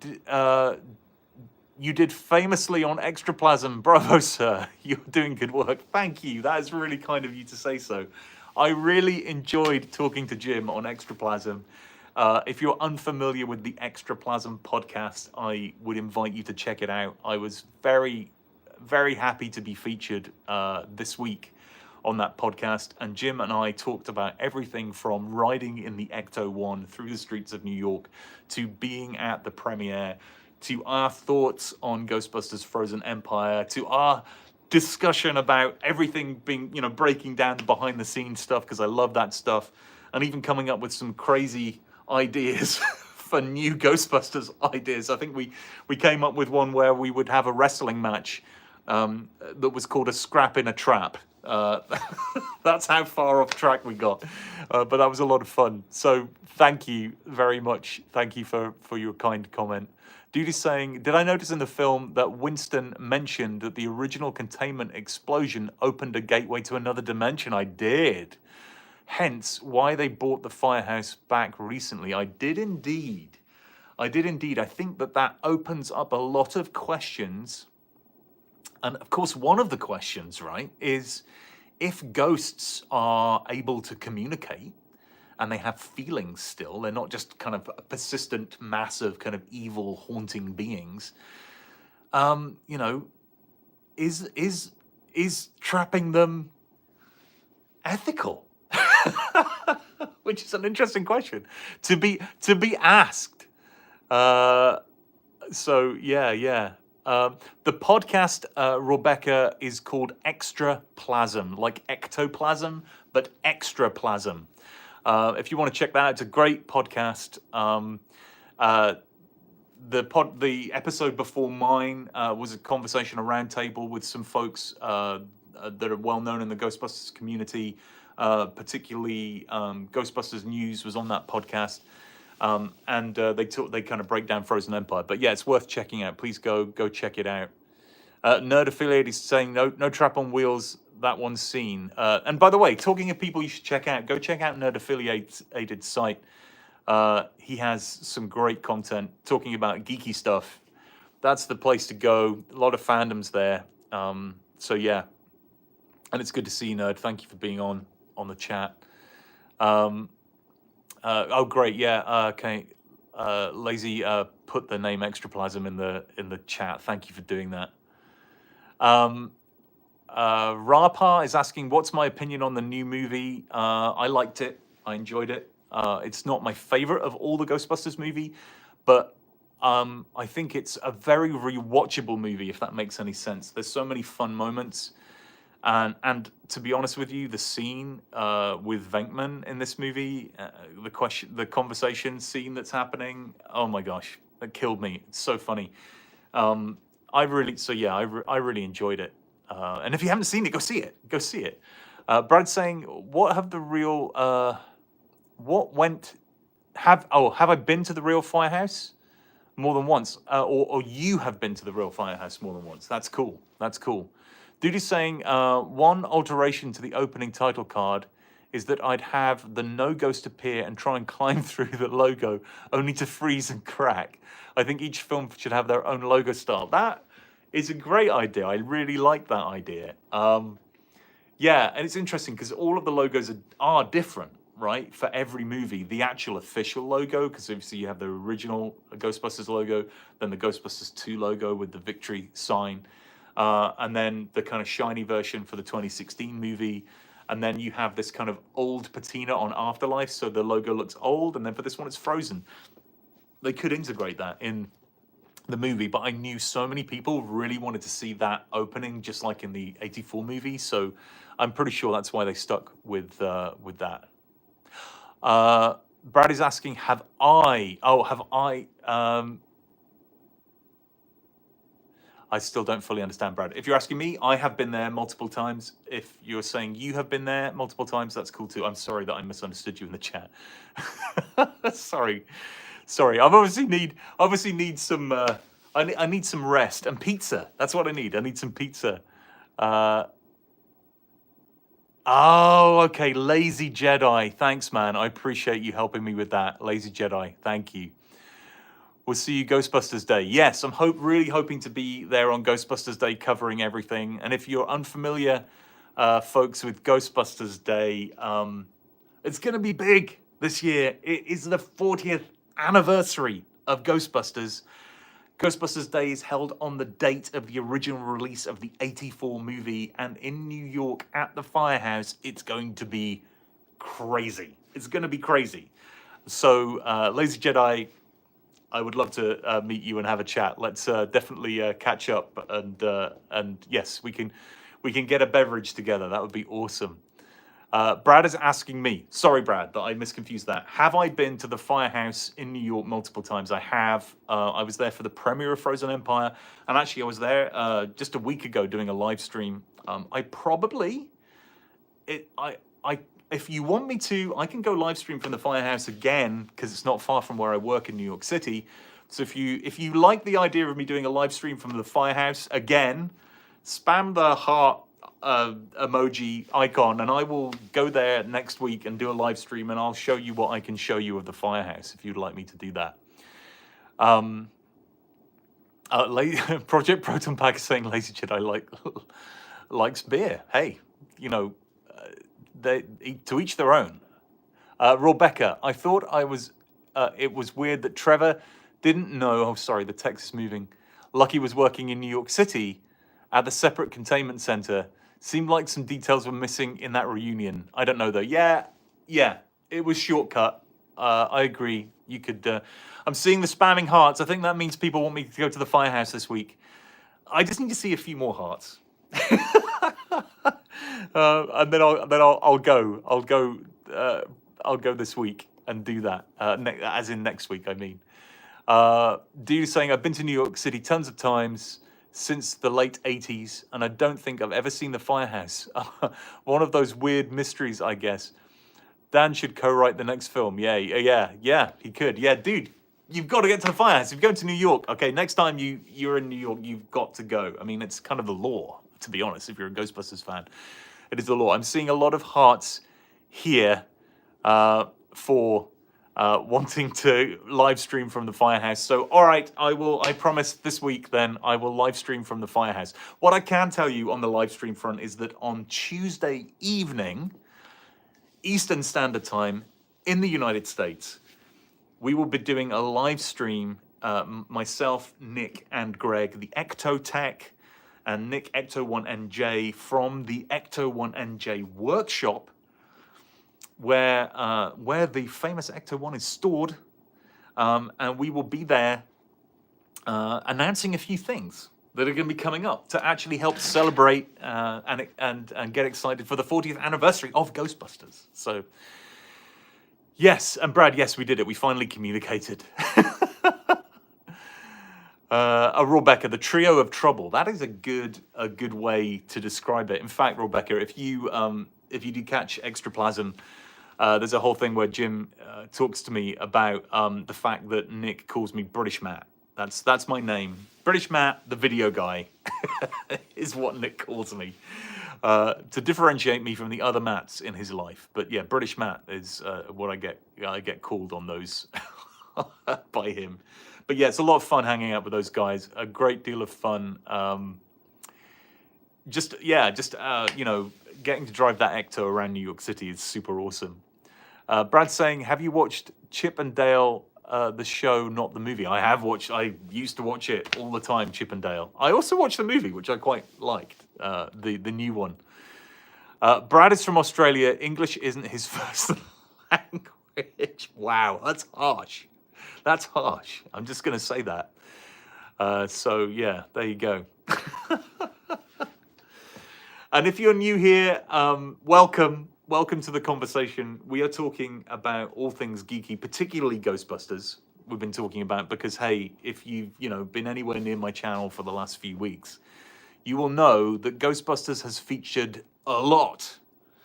Ghostbusters has featured an awful lot. Both the premiere and the behind the scenes have featured a lot. And if you like that stuff, just hit the subscribe button.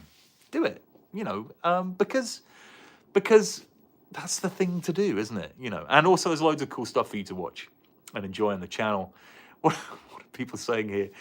Brad is saying that he's American, not Australian, and it's just bad at typing. I'm bad at reading, so I think it's a combined thing, Brad. Don't worry about it. I don't feel bad. And then Michael says into bad too, which is hilarious because that's bad typing. Hey, you know what? The problem with me and autocorrect is that it corrects my bad spelling into completely the wrong word, is what I find happens, and that can be embarrassing sometimes, to be blunt with you. Very embarrassing indeed. All right, Lazy Jedi saying Proton Pack Project Proton Pack is also named Brad. Okay, there's the confusion, because Project Proton Pack did say earlier that I'm assuming it's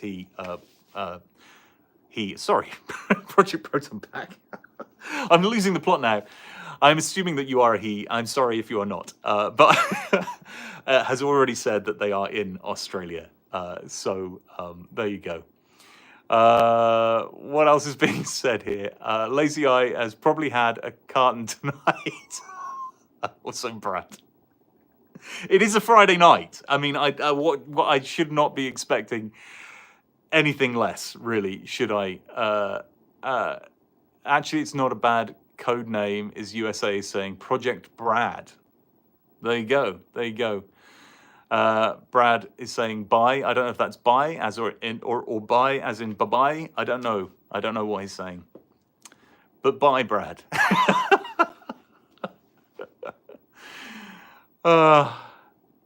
Okay, cool. Well, what have we got here? Somebody's trying to get Proton Pack's attention, or just saying Proton Pack. I'm not sure which. I'm not sure which.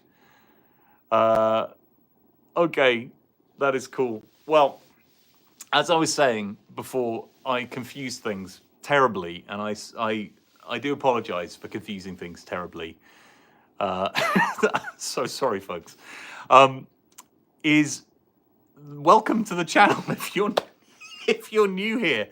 I am genuinely losing the plot, which is kind of funny. Welcome to the channel, and if you've been here hanging in, listening to me garbling on about garbage all this time, thank you. I appreciate you bearing with me. Project Proton Pack is saying that they're usually lurking anywhere Ghostbusters. I understand that emotion. I like to lurk anywhere Ghostbusters, as you well know, if you know this channel. If there's Ghostbusters going down, I like to try and insert myself and get there and be part of it. So yeah, totally. Okay, Project Proton Pack said, yeah, thank you. Yeah, sorry, I'm reading the same thing again. This is hilarious.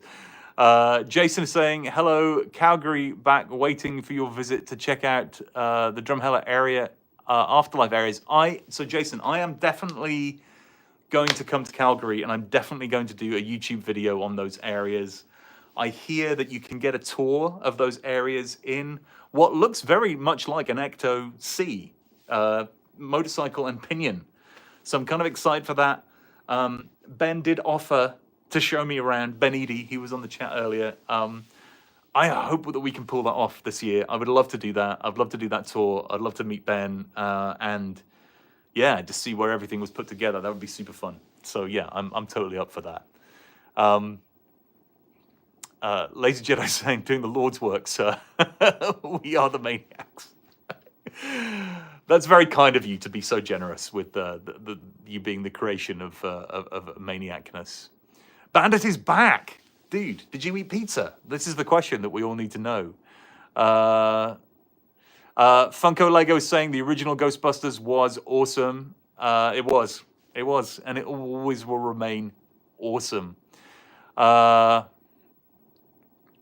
Okay, hello from Iran. Hey, welcome to the chat. Cameron's saying, would you want to be invited to the set of the film? Oh, yeah, well, I'm always up for being invited to things. Oh, Bandit's saying you ate French toast for brekkie. That's of course, because you're in a different time zone. Pizza for, I mean, I have to say though, pizza for breakfast, this is why I want to know what people think about this. So one of the best things about pizza is having too much and then having enough for breakfast in the morning. I don't know what you think. Are you a fan of that? If you're a fan of that, let me know in chat. If you're not a fan of pizza for breakfast that's cold from the day before, you know, that's okay. No judgments from me. But I do have a tendency to enjoy that. I'm just saying.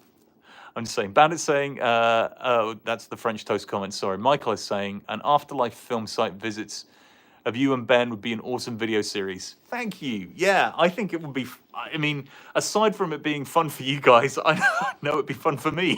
So, and part of the fun of doing it, and the huge reason, the main reason that I do the YouTube channel is because I love sharing this stuff with other people. That's what makes it fun for me. That's why I like doing this live. I just like chatting about this stuff with you guys because I get excited about movies. I get excited about particularly how they were made. I love that part of it. So yeah, doing a tour of those locations with Ben would be a bit of a dream, actually. I think it would be really fun, a fun video series and fun. I would love it. Rebecca is sending many pizzas. I'm going to assume, Rebecca, that means pizza for breakfast is for you. Artat is saying pizza isn't just for breakfast, it's forever. I couldn't agree more. Bandit is saying, I've always wanted New York pizza. Have you had some? Is it? Well, yeah, look, hey, let's talk about the pizza thing here. So, New York pizza is a whole thing. I was new to New York pizza when I moved here to the East Coast. And now I love New York pizza. Pizza slices in New York are very big. They're big like New York is big.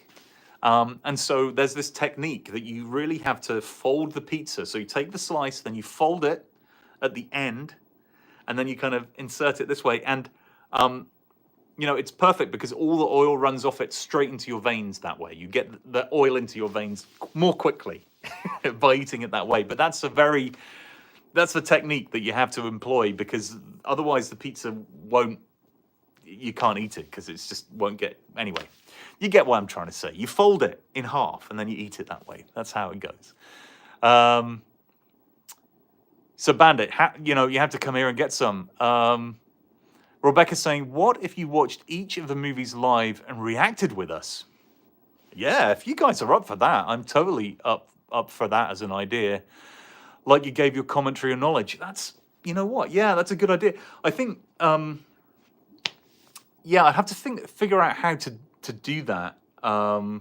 Greg, you know what? I don't know if any of you guys follow Greg Miller, but on his channel, he did a watch party. So he watched Ghostbusters and then had a time code at the bottom to show what the time of the movie was. So everyone kind of started the movie at the same time, because obviously I can't show the movie on my channel. But yeah, I mean, if you guys are up to doing like some kind of watch party and having a chat about the movie while we do it, I'm totally up for that. That would be a really fun thing to do. So yeah, if you want to do that, like, you know, if other people like that idea, let me know. Great idea, Rebecca. Project Proton Pack saying, thanks, British Matt. This is much better than working. 9 a.m. Yeah, off to work. Well, okay. Well, have a good day. Have a good day. Thank you for joining. Oh, Cameron's saying it's not better than Connecticut pizza. I have not tried Connecticut pizza. I need to do that next time I'm in Connecticut. Lazy Jedi saying your trap build was really interesting. Have you considered building a proton pack? Lazy Jedi, we were talking about that before you arrived here. And yes, I am actually in the process of building a proton pack. I'm probably going to do some more work on it tomorrow. It is together. It is painted. This is actually how the conversation about Ben Eady came up. And then bizarrely, Ben joined the chat. But yeah, I was in the process of building a pack. And then I kind of built an online relationship with Ben. And Ben was... This is crazy to even talk about. Ben Eady was helping me, giving me advice on building a proton pack. So I'm planning, a lot of people are interested in this proton pack build. So I'm planning to do some more over the weekend. And hopefully I'll have a video up in a few weeks of that build. Rebecca's saying, I have so much knowledge. That's very kind. But I know it would have to be fair use compliant, obviously. Yeah, we might just have to start Ghostbusters playing all at the same time in our own homes. And then, you know, we can figure out a way to do it. Like I said, Greg Miller managed to do it. Bandit said, showed my little cousin Ghostbusters the other day. I guess there's a new recruit in the family. He loves it. I'm thinking about getting him a Playmobil Ecto. That's a great idea. Lewis is saying, I have a PKE meter and a proton pack. That's awesome. Thanks, Lewis, for sharing that. Okay, Modern Pizza in New Haven, Connecticut, Cameron says, is where I need to go. Okay. I need to check that out. Thank you. Okay, let's see.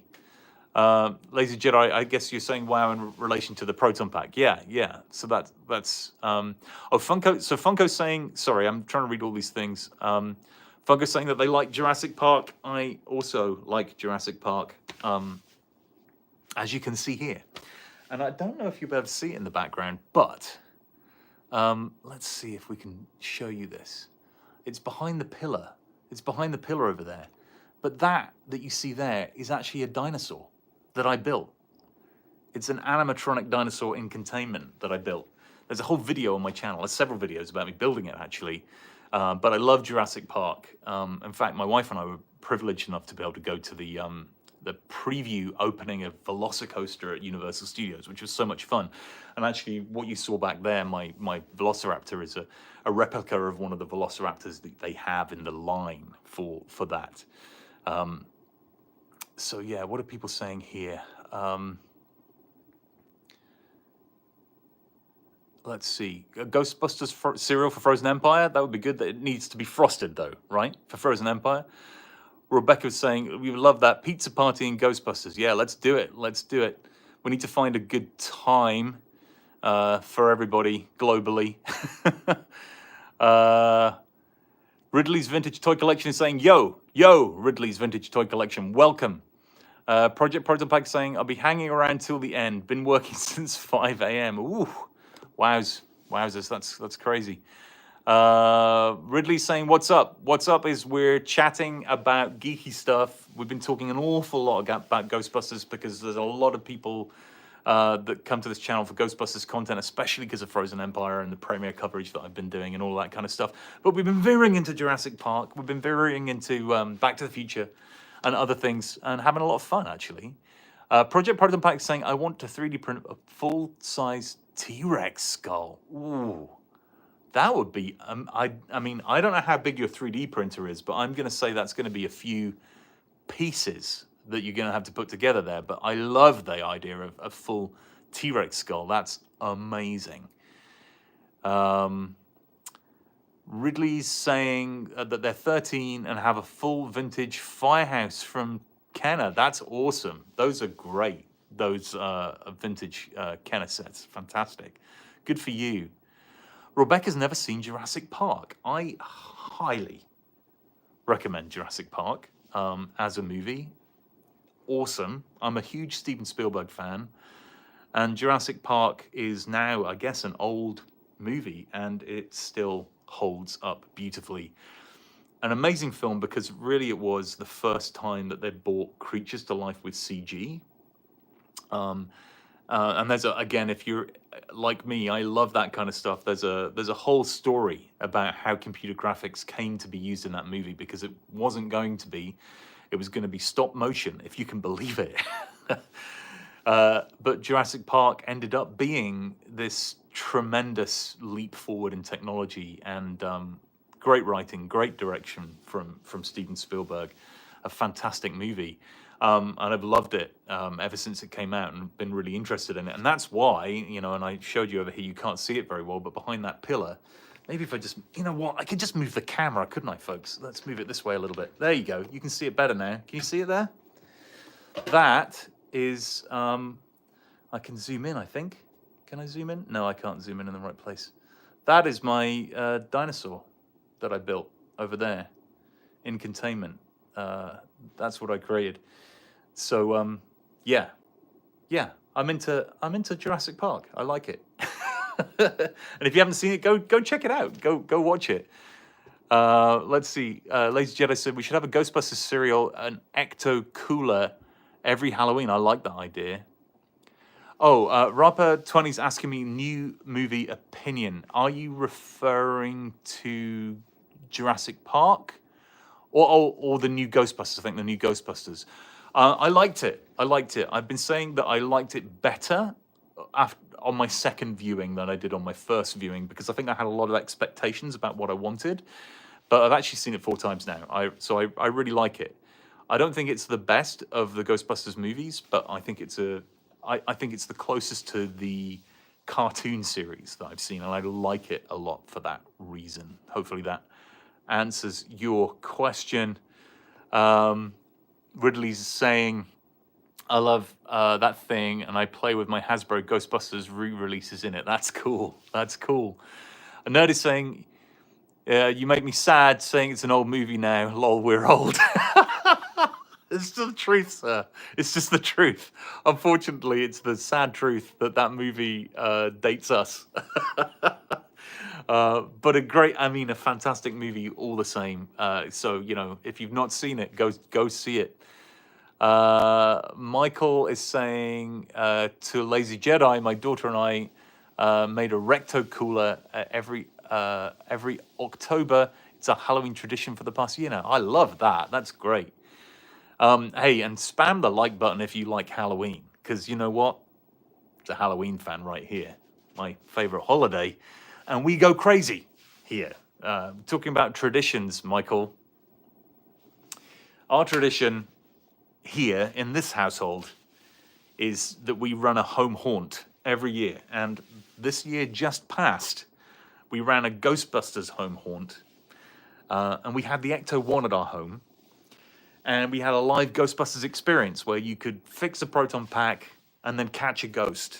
I'm going to be sharing the video of that very soon. That was a lot of fun. And the year before, we did Jurassic World. because I talk about Jurassic Park, but that's why I built the animatronic dinosaur, because it was part of the dinosaur experience. And so if you're interested in that kind of stuff and building experiences, again, that's something that I absolutely love doing. Funko Lego is saying that they don't like the third Jurassic Park movie as much. I understand why.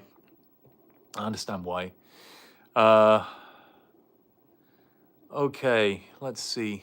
Sorry, just trying to get to these questions. Is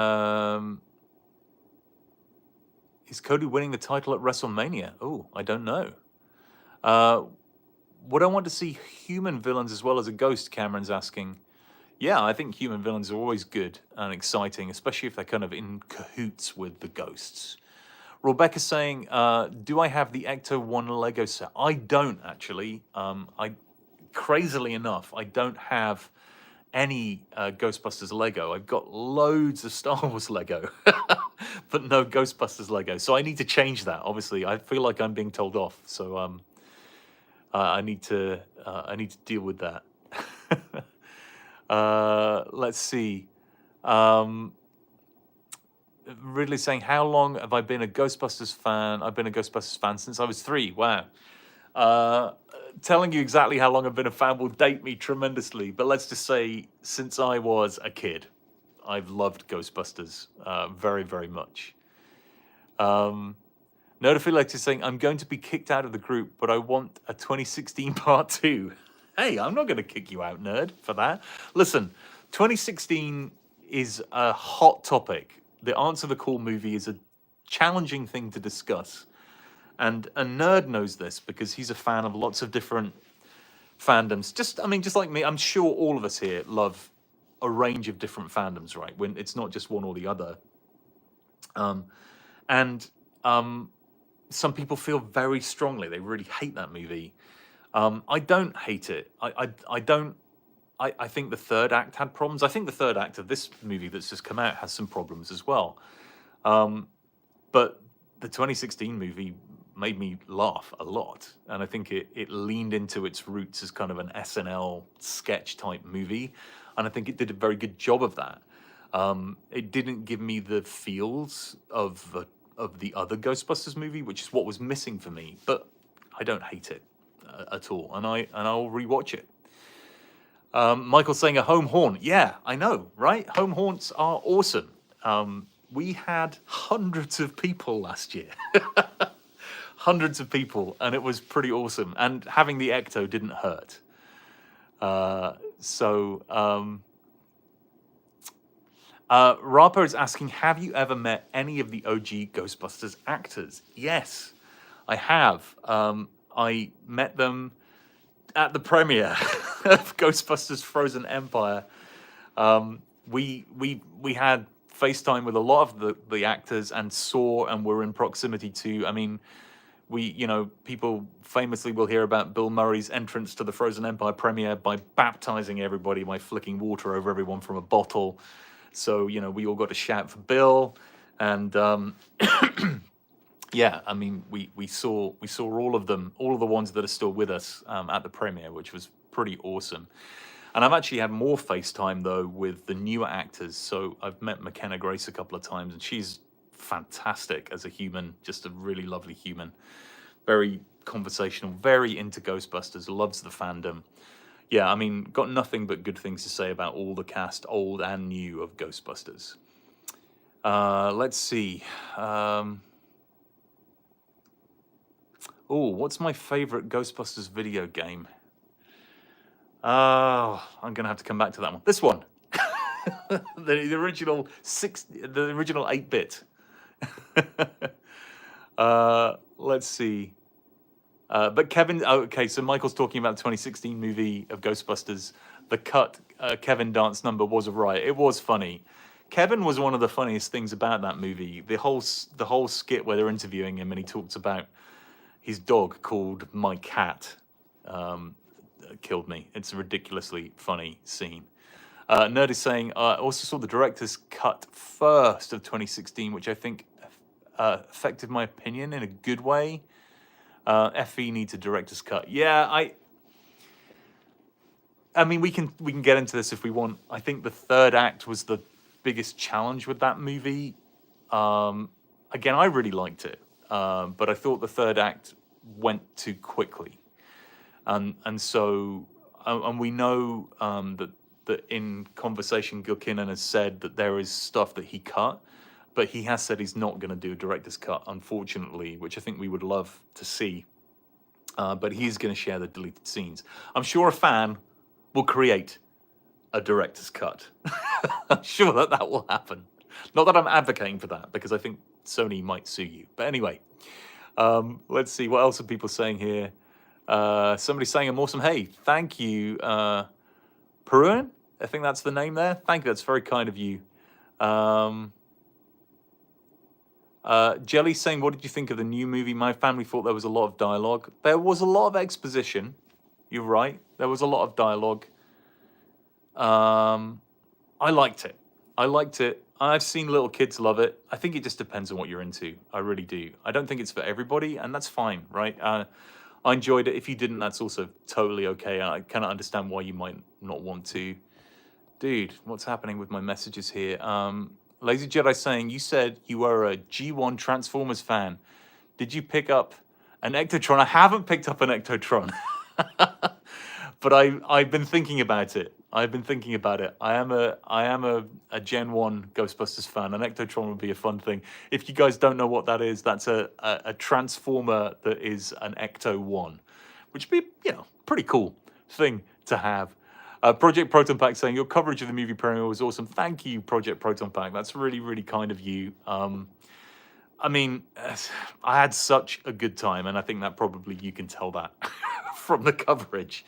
It was really good, and I have to totally give credit to Sony and Ghost Corps, because they made the fans welcome. They made the fans feel like they were part of something important, and we all know how much effort Eric Reich. If you're not a massive Ghostbusters fan and you don't know who I'm talking about, Eric Reich was the executive producer on the most recent Ghostbusters movie, and has been part of the three most recent movies from 2016 onwards in some form or other.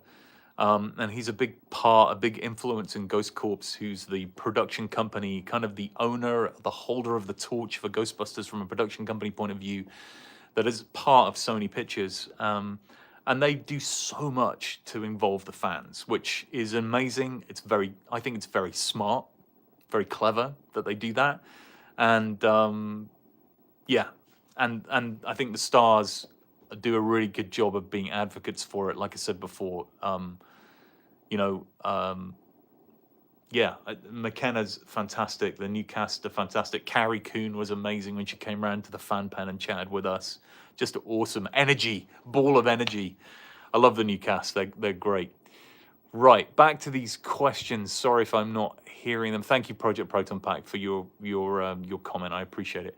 Ridley's saying, would you rather have a real life working Proton Pack and Trap, or Harold Ramis come back to life? Oh my gosh, Harold Ramis come back to life. 100%. That's a great question, though. Wouldn't it be wonderful to have Harold back? I would love for him. I mean, I guess in some ways we wouldn't have had the beautiful film that is Afterlife if he hadn't passed away. But I think that he would like what's happening now. Maybe he's looking down on it and being able to enjoy it from another place. Okay, Outlaw Zero saying, honestly, for me, I think it could have been done with more dialogue and more screen time for podcast and some other people in the movie. Yeah, I mean, it's a challenge, right? They had a lot. It's a really great comment, Outlaw Zero. I think I loved podcast in this movie. I thought he was very funny, and I wanted more of him, to be blunt. I think that any movie with this number of characters, where you feel a sense that you have to include the OGs and the new, makes it very, very difficult to get the balance right. My example would be the third Jurassic World movie, right? We all, if you're a fan, and maybe you're not, and that's fine, we all wanted to see the OG characters come back. We were super excited about that. I mean, who doesn't want to see Ian Malcolm in a Jurassic World movie? Who doesn't want to see that?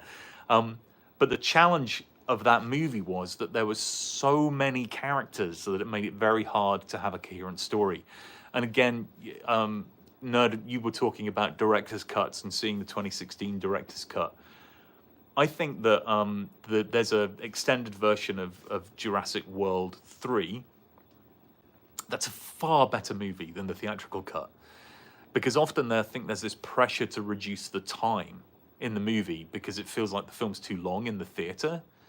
But the truth is that often a film feels like it flows faster and has a better rhythm when there's more length in it. The Hobbit is another really great example. So the cinematic release of The Hobbit was just okay at best, but the extended version of The Hobbit, and this is the crazy thing, there's more time in Bag End in the version of The Hobbit, the extended version, and that scene in the theatrical release feels just never ending. Dwarfs turning up over and over. And you're like, when is this going to end? When is anything going to happen? The extended cut has 12 more minutes in Bag End, and it goes faster because it has rhythm, because it follows the writing of the script that was designed to go, this thing happens from A to B, from A to B. And good writing has movement. You move from A to B and A to B. And sometimes when you have to cut something back and you feel the pressure to cut it back from a timing point of view, you lose the intent. You're just like, well, people just need to know this. And so you lose that subtlety. And I think that you see that pressure. You know, I saw that in, like I said, in Jurassic World 3. And I think the third of those movies, if you didn't like it, if you didn't like the version you've seen, I would highly recommend watching the director's cut or the extended cut of that movie. It's great. Nerd Affiliate is saying, never say never. Warner Brothers and Zack Snyder, and we'd never get a Justice League director's cut. No, you're right. And the director's cut of Justice League was great. The Snyder cut is great. Nerd is asking, am I a toy collector too? I'm just going to show you over here. There's just a few toys. That's not a great shot, but you get the point. I collect some things. Let me put this back. Right, Sky Killer VR. What are my thoughts on the 2009 Ghostbusters video game? I think it was good. I think, yeah, I liked it.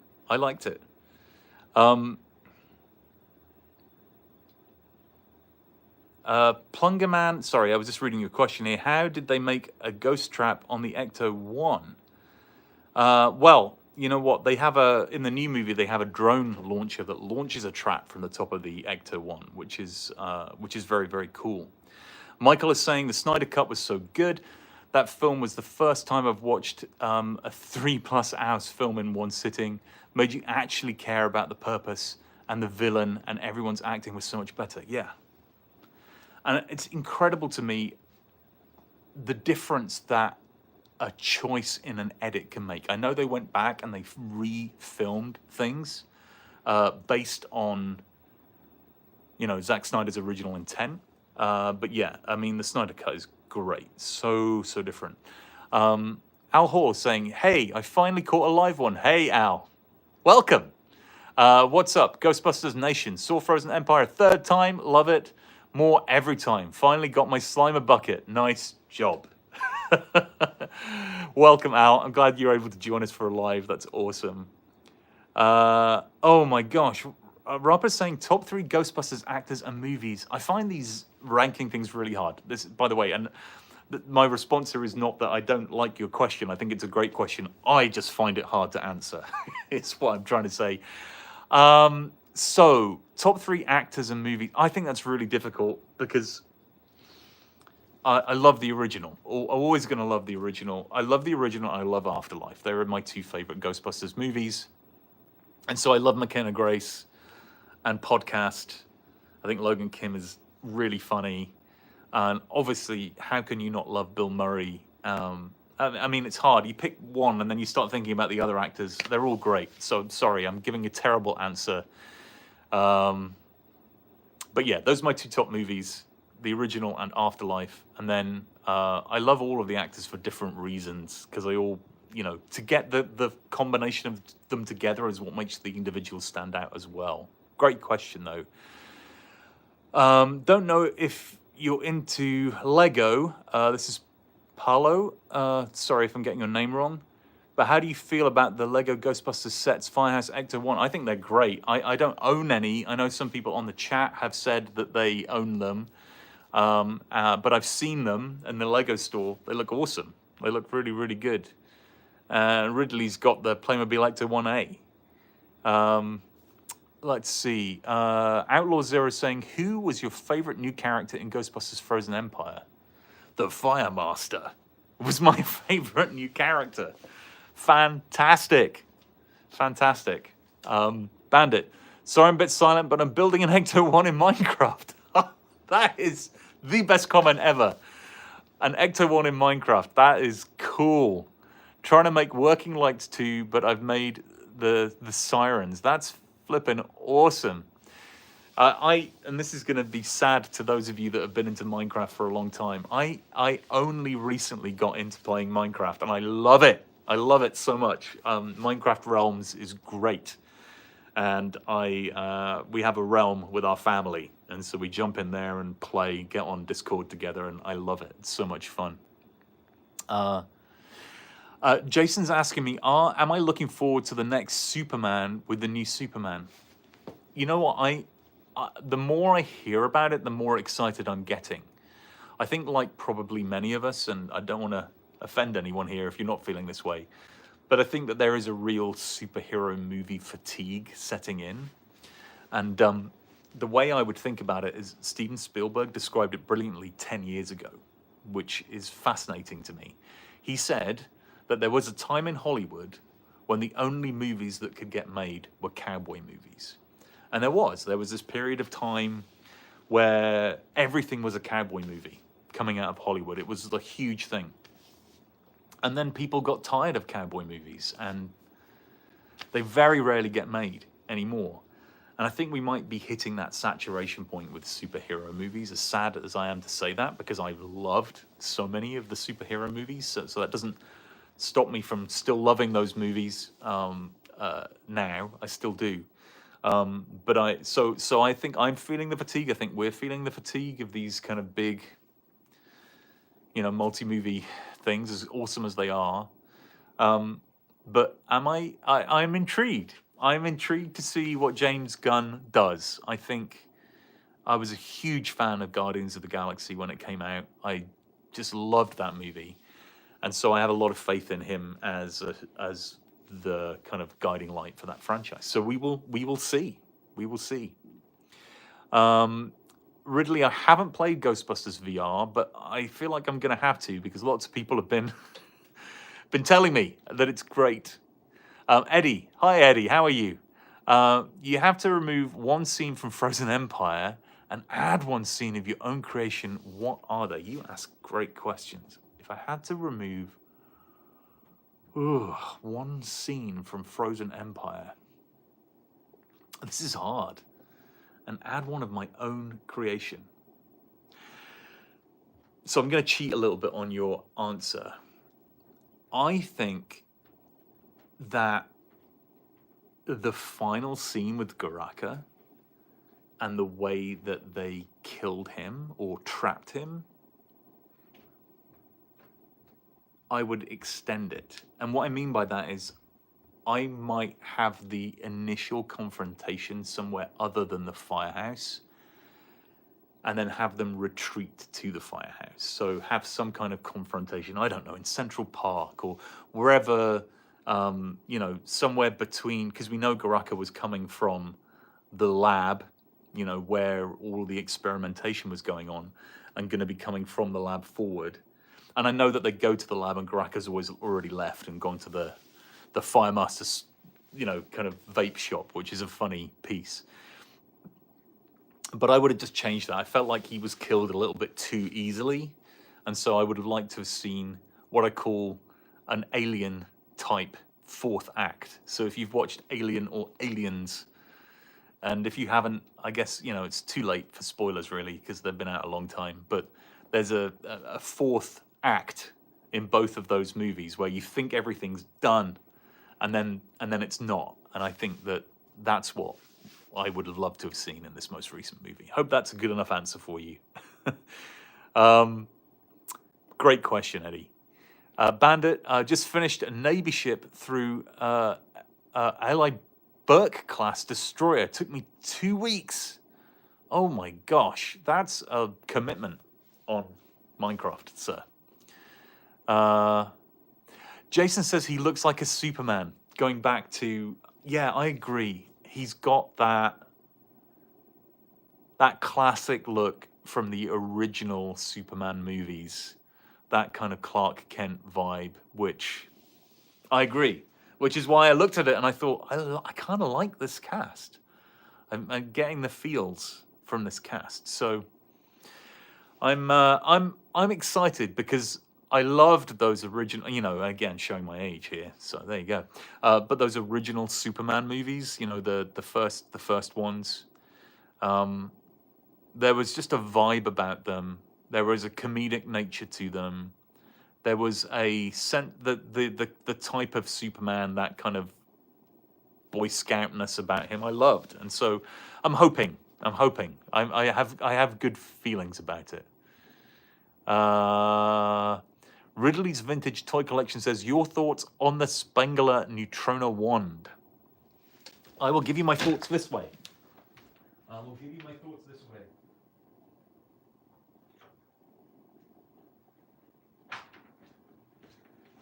Do you mean the 84? Or do you mean this one? Which is the Afterlife wand. Which is a great wand, by the way. I love this. Some of you may have this wand. If you haven't, take a look. It's a beautiful...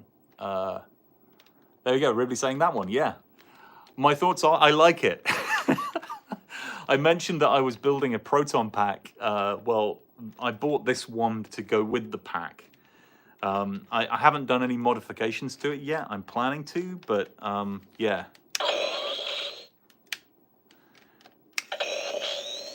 It's a nice, and you can hear that it you know, vibrates, so it feels like it's turned on, and you know, that it's actually a powerful neutrino wand. It's what it feels like. So, and you can adjust the power here. So if you see this bar chart goes up and down when you turn that at the top here, and then you can yep, and then press intensify. It's a great wand. It's really fun. And then if you press this button here, you can change the end. So now it's going to fire slime. Love that. And then you press it again. It's like a special type of blast. These are blasts from the video game. And then back to normal. Yeah, it's great. So that's my opinion on it. It's really cool. You know, there's a few things from an accuracy point of view I would change. I think this is the worst part about it, which is where the light comes through in the actual packs. Sorry, the actual neutrino ones. Those are not. There's no plastic in them or covering in them. They kind of go straight through. But there's plenty of videos for you to be able to mod them to make it work. But I love it. It's a great. I will admit to spending far too much time pretending to be a Ghostbuster when I got this. And the sound effects. Oh my gosh, who doesn't want those sound effects? Let's see, what are people saying here? A nerd saying, I have too many of those ones. Good for you, sir. Hot take, that wand is underpriced, lol. In hand, yeah, it's a low price for a really good product. When you think about the effort required to build something like this from a 3D print, it's a lot of work. Because I've actually been building the hand thrower, you know, the one that Janine uses. I'm building a 3D version of that right now because it's not available. But you know, it's even got. I mean, look at this thing. It's beautiful. It's well made. Again, I have a few qualms. Like I said, this plastic here and the fact that this isn't see-through. But I mean, it's great for the price. Absolutely amazing. So yeah, I agree with you, nerd. It's totally true. And Eddie's saying, Okay, question from Eddie here. Do I feel the storytelling was impacted by the main firehouse set being in London and the exteriors being in New York? I felt like there was a slight disconnect and not entirely immersed on the New York streets. That is a really good point.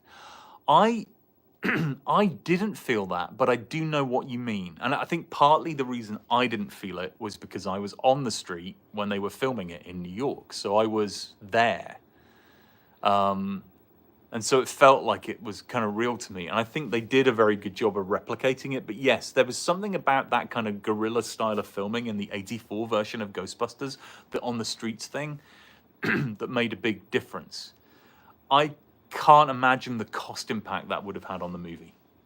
And I think that's probably why they made the decision to shoot much of it in the UK, because they got a big tax break for it. And, you know, so I think they did a very good job of making it feel like it was a New York-based movie, even though it wasn't filmed there. But I do understand. Yeah, Nerd is talking about Washington Square Park. Washington Square Park is never that empty. Never. I had a similar feeling, like using that as an example. So I want to talk about another example of a New York-based movie that I think did a very good job of feeling like it was in New York, but didn't have the feel of New York. Does that make sense? So like it represented New York really well visually, but it didn't have the feeling of New York, was the Hawkeye TV series. So I love that Marvel show. It's a great show. And my AI is on. Stop AI. There you go. But there weren't enough people on the streets in that show, even though it looked perfect, like it looked just right. But there were not enough folks, and so it didn't feel like New York for that reason. I think that's what we're talking about here.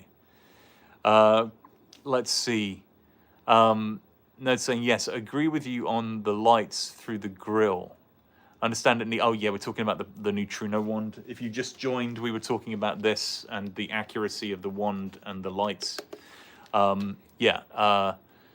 Understand it needed to keep water and dirt out. Yeah, totally. But it should have at least been clear. Yeah, I agree. Some kind of clear plastic would have been better. Bob, can I convince your dad into buying a HasLab Proton wand, please? Well, I mean, look, I'm not in charge of your family finances, so I can't speak for what the best thing to spend money on. But if there is money to buy one, I could say that this neutrino wand is definitely worth the money for what it does. That's all I can say. But being a dad myself, I recognize that sometimes funds need to go elsewhere. But if there are funds, this is worth it because it's fantastic, absolutely fantastic. And if he likes Ghostbusters at all, he'll be playing with it more than you will, I would suggest. Bandit saying, would you rather Afterlife or Frozen Empire? You mean, do you want my preference between the two? Which one do I prefer? I prefer Afterlife. I love Afterlife very much, but it's a very different film. Afterlife is kind of almost a movie you need to be ready to watch because there's an emotional charged sense to it. It's not a throw on the background movie and watch it and enjoy it for the jokes. And so, like Frozen Empire, I think you could throw on in the background and have on and enjoy the jokes, and it's that kind of movie. Afterlife is, I want to be in this and focused. Just two very, very different films. But I love the emotional side of Afterlife. I really, really do. Nerd is saying, good call out. Didn't realize Hawkeye was filmed outside of New York, aside from the bridge scene. Yeah, some of it was filmed in New York, and some of it wasn't.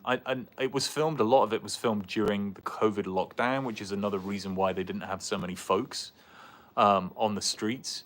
But the whole scene that was on the ice rink at the Rockefeller was all done on a set or on a soundstage. Well, it was probably done on a backlot, but there's a good making of actually that shows the backlot setup, but it's an incredibly accurate representation. I mean, I'm so familiar with that area. And so I do love it when I watch a movie and it's based in New York and it does it well. And so that's what I'm saying about Ghostbusters. Like, I didn't see anything that looked amiss. It looked like New York. It was the right place. Everything looked the way it should. But it didn't necessarily have that immersive messiness of New York, for want of a better description. Bob, you are welcome. Nerd is saying that the ones have gone on sale a couple of times on Hasbro Pulse. I bought 4. So keep an eye out, Bob's dad. Yeah, that's a good thought, nerd. Actually, it's true. I bought mine on sale. Bandit saying, just wondering where you got the Neutrona wand. Might want to bring it up above the door like Ray's bookstore in Ghostbusters Spirits Unleashed. Yeah, well, I think Nerd's saying, so you can go on the Hasbro Pulse website, and you can also go on Amazon. So you'll find the Neutrona wand there as well, depending on what stocks are looking like. I'm going to make the assumption, because Ghostbusters is super in people's minds right now, that some of the things that were easier to get at certain times of the year are going to be harder to get. So you may find that there's, some challenges getting hold of things, just because Ghostbusters is in the mind of many people at the moment. Nerd is saying, funny, I felt the town in Afterlife was also too empty, especially the Walmart scene. Yeah. And that was filmed pre-COVID, so there isn't even the excuse of social distancing or anything like that for that. Yeah, I mean, I think sometimes these decisions are made. So let me tell you this and see what you think. So I think decisions are made sometimes from a budgetary point of view, and from an aesthetic point of view. So that sequence at the Walmart was one where, you knew you were going to have Grubison chased by a terror dog. I got the impression it was late at night, right? Going to Walmart at like midnight. That's the impression I got. So there wouldn't be a lot of people around. But, I've been to Walmarts late at night and there's people. Not always the kind of people you want to meet, but there's people. And I think sometimes the decisions are made from a simplicity point of view. Let's have it late at night. Let's have it at a point where there won't be anybody around, because it just makes the process much easier for them. And an example of that in Frozen Empire is, if you look at the Firehouse set, and I've got some video up on my website about this, and I should say at this point, if you're new to the channel, like and subscribe, folks. You'll find all of this content on my channel. But the building opposite the Firehouse on Moore Street, or at least on the, opposite Moore Street, is a glass-covered building. So when you are looking from the Firehouse out of the Firehouse door, there's this 10-foot-high glass panels and steel around this building. And then there's a lobby in there. And for the set of Frozen Empire, they put a construction wall up around where that building is. Now, it's not under construction, but in my mind, that was a decision purely made from a budgetary point of view. If you were going to render a building with 10-foot-high glass panels around it opposite the Firehouse, and then have to have people inside the lobby, and then have to light that, and then have to manage all the reflections and all of those kind of things, that's a huge piece of potentially very unnecessary visual effects work that needs to be done in order to make that happen. And so my view, and again, I'm not part of the production team, but I'm interested to see what we get when we start to get some of these special features, is that was a decision made entirely about simplifying that experience from a production point of view, and also not being a distraction, right? What you want to see is this. You want the car to turn out of the door, that kind of stuff. And so it's a budgetary thing, it's a simplification thing, it's a cost thing. That's my view anyway on it. Happy for you guys to weigh in on whether you agree with me or not. Okay, what are people saying here? Let's see. No, most offensive New York filming error was Men in Black in the opening chase scene with the alien at the Grand Central, and then jumping off the bus for 2 blocks, and they're at Central Park East. Oh, I've seen plenty of those.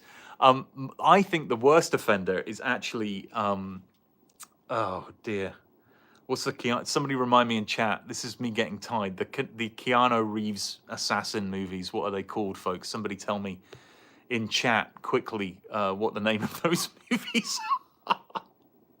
It's gone out of my head completely. Someone will throw it in there for me in a second. But there is the second one of those movies has a sequence where he's riding on the subway. John Wick, thank you, Eddie. I appreciate you. Thank you. The second of those movies, and if you're familiar with the movie, you'll know that there's a sequence where he has a fight in a subway train. and that train is going to First Street, right?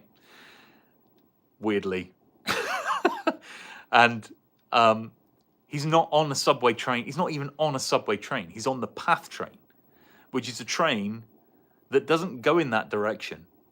Okay? The PATH train stops at a station, and that station is the World Trade Station. And then the whole time that train is traveling, it's traveling actually between World Trade, downtown, and New Jersey. And it drives me mental. So yeah, exactly, nerd. First Street. What the actual heck? Anyway, watch it again if you like those John Wick movies. But it really bugged me because it was just incoherent. And also, it's not a subway. They're not on a subway train. They're on a PATH train. And again, I'm probably sounding like a crazy person, but PATH train is a completely different system to the subway system. It's not even the same, and it does not go there. And you can take the PATH train from 33rd Street down to Canal Street, and then it goes under the Hudson. So you can't. Anyway, there we go. I'm sounding like a New Yorker now. It's because I live and work around New York too much. Not the Living Dummy says, I think there's a reason why people don't talk about seasons 3 through 7 of the real Ghostbusters, but only talk about the first 2 seasons. Oh, okay. I don't know what that reason is. Feel free to elucidate us on that topic. This is a final chance. I'm gonna call it quits in a second because it's been. I'm just looking at the time, and I've been on this live stream for 140 minutes. That's a long time. So first of all, I want to thank everyone that has joined, and if you've got questions, now's the time to ask them. We can talk about them in the last few minutes on the live stream. Let's see. Ridley's saying, if you could make a Ghostbusters toy, what would it be and why? Ooh. Well, you know what? The toy that I would make is the toy that's coming out, which is a really realistic, accurate ghost trap. Because I don't know why, for me, the pack and the ghost trap were the 2 things that were most exciting, I think, about the movie. But there's something about this container with a ghost in it. And the new trap looks awesome. Nerd is saying to Living Dummy, the studio changed it because they wanted Slimer to be the star. Right, okay, I get where you're going with that. Yeah, that makes sense. Michael's saying, I bought Ghostbusters for the 2,600. Oh, okay, for $50 from K Toy Store. Oh, Nerd, thank you so much for dropping that. I really appreciate that. He says I'm a savage for streaming this long. I am. You know what? This is the funny thing. I really enjoy talking about this stuff, and it's crazy that I can keep talking about it. It's kind of insane. But I do enjoy chatting with all you folks, and thank you for dropping me something. I really appreciate it. Thank you. And hey, and if anyone else wants to, so I can buy that mythical pizza we talked about earlier, you're very welcome. And if you can't do that, then just drop a subscription, and I'll be totally happy with that. Let's see, what are people here asking? Sorry. Eddie's saying that they love Frozen Empire, saw it 3 times, will probably see again. So I'm coming from a love. However, what are the top 3 gripes with Frozen Empire? Great question. You're good at the questions. I think the 3rd act being too quick is my biggest gripe. I think it ended too quickly. I would love to have seen more of Ray, Podcast, and Phoebe off on their own. I loved that little side piece. I thought it was great. And I just would like to have been a bit longer, which is maybe the same answer as the 3rd act problem. But like you, I loved it. I still loved it. Very few movies are perfect. We should have a conversation about that sometime, because there are some movies that are perfect movies. I would say Back to the Future is a perfect movie. There are some movies that are perfect. There are some that aren't. perfect movies are hard to come by. Let's see. Cameron, do you want to see any film go international?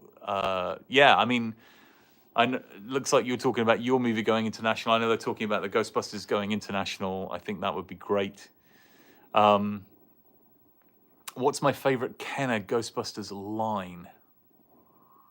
Ooh. I don't know. I have to think about that one. Cameron got the Kenner toy at Easter. That's cool. Nerd is saying, if you ever want to jump on one of my Thursday streams, let me know. Oh, yeah, I'd love to, man. That would be fun. I'd love to have a chat with you. That would be great to catch up and talk for real. Let's do it. Let's figure it out. Let's figure out a way to do it. Hit me up on Instagram and we'll figure it out. We need a Ray podcast and Phoebe movie. I know. I would love the cartoon to go that way. I think that would be a really fun trio for the cartoon. Personally, I think it would be good. Lazy Jedi saying Predator is perfect. Yeah, I think I can agree with you there. It's pretty close to a perfect movie. Yeah. Yes. Sorry, I was just drifting off into get to the chopper. Anyway, hey, who doesn't love a good kind of 80s and early 90s Arnie movie? Anyway, oh, Project Proton Pack, dude, that is so generous. Thank you. That is the average cost of a pizza in New Jersey. Thank you so much. That is very, very kind of you. Very, very kind of you. So now, look, I'm giving you space now. If you've got a question that you want to ask, this is the time, man, because I need to give you prime real estate for this. Oh, Lazy Jedi saying RoboCop is perfect. I'm not sure I fully agree, but it's close. It's close. I mean, so many of those 80s movies are so great. I don't know if you watch the movies that made us. It's a Netflix series. They do an episode on RoboCop. Really interesting to watch that. Live action TV series Phoebe and podcast. That's amazing. That would be fun. Yeah. I mean, Phoebe and podcast together are hilarious. Let's see. Ridley's saying, what if Hasbro remade the Kenner Firehouse? Yeah, there's been talk about that. I don't know about you guys, but I thought that... Lazy Jedi. There's a fight going on for supers. This is incredibly kind, folks. Thank you very, very much. I really appreciate it. Sorry, I'm distracted. I was just answering the thing. I think there was definitely a hope that they bring out a Frozen Empire version of the Firehouse because of everything that was going on with the Firehouse, but they haven't, which was a surprise to everyone, I think. Yes, oh my gosh. So Lazy Jedi and Project Proton Pack, thank you so much. I really appreciate it. Okay, Lazy Jedi saying Alien and Aliens is perfect. I agree completely with you. We were talking earlier about I do a home haunt every year. There was a lot of discussion about doing an aliens themed home haunt this year, and with me building an animatronic xenomorph, which, I mean, I've wanted to build a xenomorph for many years, and the idea of having a real reason to do it, that excites me.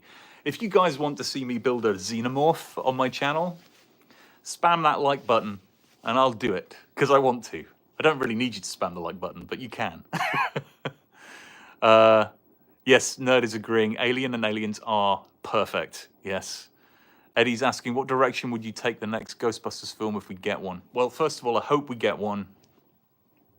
Where would I take it? I would like to see us have something potentially international. I think I'd like to see us have maybe slightly less characters all over the place. And again, a new threat. Or I'd also love to see the Ghostbusters just busting. Like, more busts happening in the movie. That's what I'd like to see, rather than just one big bad guy. I think it'd be fun to see more. Noticing, so sad that they cut the "Get Away from Her" from Frozen Empire. Great Aliens callback. You were right. It was in the trailer, but it wasn't in the actual thing. Yeah, Ridley's going. Goodbye, Ridley. Well, Proton Pack and Ripley. Very, very. Did you say? You know what I thought you literally said, because Ridley went. I thought, nerd, you said goodbye, Ripley, because we were talking about Alien. That's where my brain went immediately. So I was going to say Laser Jedi and Project Proton Pack. I mean, again, you have the floor. If there's anything else that you want to talk about and dominate the conversation, now is the time, before I go and buy my pizza. Oh, Michael, thank you. That is so kind of you. Gosh, people are being so generous and thoughtful. I really, really appreciate it. Thank you, guys. Thank you. Thank you so much, Michael. That's amazing. Oh, thank you. You deserve this. Thanks, man. I feel like I need to go and get a crunchy for that. I do have one in there. I can get a crunchy bar. Thank you very, very much. Let's see. Lazy Jedi saying Blade Runner is almost perfect. You're right. It's almost perfect. In my mind, it goes off a little bit at the end, but it's just such a freaking awesome looking film. And yeah, I mean, it's great. It's great. It's great. There are so many moments in that movie that are awesome that I agree. I agree. Blade Runner 2049. That is a good movie. Dang, I like this conversation of perfect movies. Come on, give me some more, guys. More movies that you think are perfect movies. I wanna hear. I love this topic. Yeah. I don't know if you guys, I mentioned this earlier. I really like Mad Max Fury Road. I think that's close to a perfect movie for me. From a more modern standpoint, really great film. I'm looking forward to Furiosa. I don't know if you guys are interested in that kind of vibe. I do like a bit of post-apocalyptic movie from time to time. Inception. Oh, and Die Hard. Gosh, these are great answers. Jurassic Park, second favorite movie. Yeah, Jurassic Park, I think, is also pretty close to being a perfect movie. One of my favorite films. Die Hard is great. Fury Road is perfect. It's so good. So good. So freaking awesome. Yeah. Yeah, I'm Last Samurai. Oh, I hadn't thought about that. That is a good movie. You're right. I haven't watched that for a long time. That is a good film. That's a good choice, nerd. Mission Impossible. Yeah, I like. I like most of all the Mission Impossibles. I do enjoy in different ways. Whatever you may think about Tom Cruise, his ability to bring it all for a movie is pretty epic. He's pretty amazing. The Terminator is a good one, and I would say Terminator 2 is close to a perfect movie as well, I think. I love Terminator 2, one of my all-time favorite movies. Absolutely brilliant. Come on, give me more, folks. I know you've got the menu. Or maybe you've only got one perfect movie, and that's totally fine, by the way. Apocalypse Now, Lazy Jedi. Wow. That is a whole conversation in itself.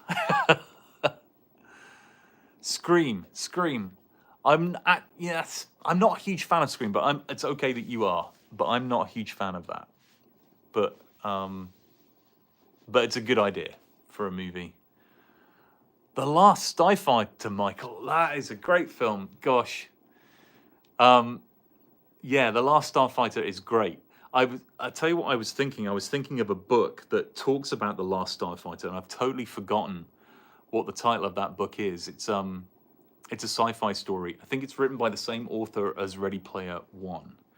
And it's about the same concept of people learning how to fight an alien force by being instructed through a video game.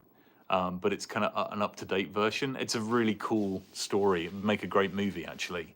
But the concept is that everything sci-fi that's in movies and TV and in video games has all been preparing humanity for the reality that an alien threat is on its way. Let's see, what else have we got in here? Princess Bride. As you wish. Yes, I love Princess Bride. My wife can quote the whole movie. Princess Bride. Yes. I mean, you could go all day with Princess Bride quotes. It's a great film.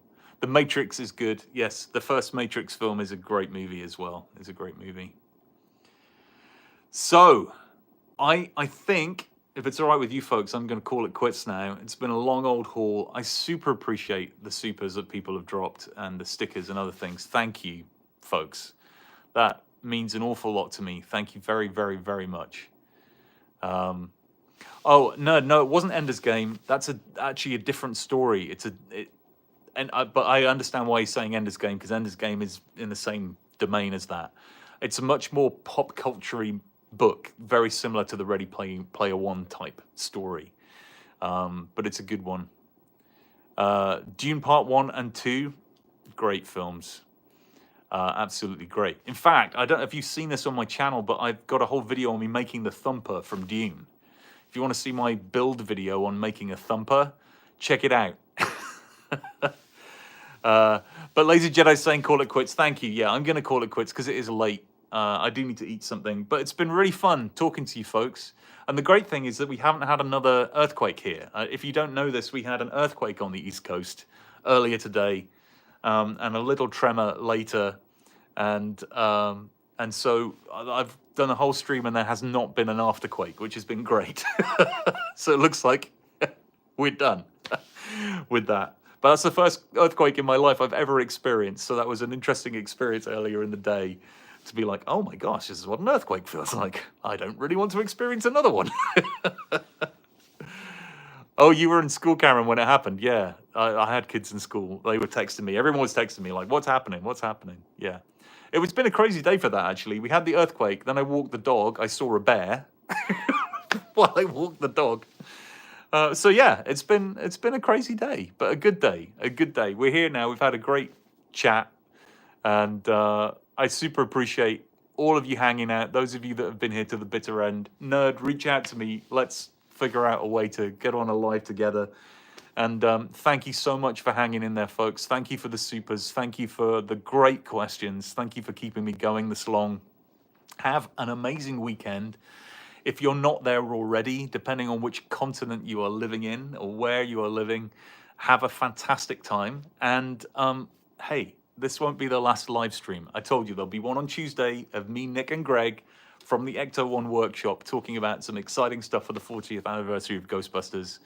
And check out this weekend, I'll be dropping another Ghostbusters related video, probably something to do with the new Ecto from the film.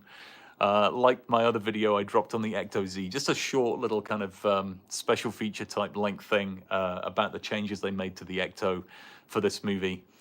And I'll see you guys on the other side.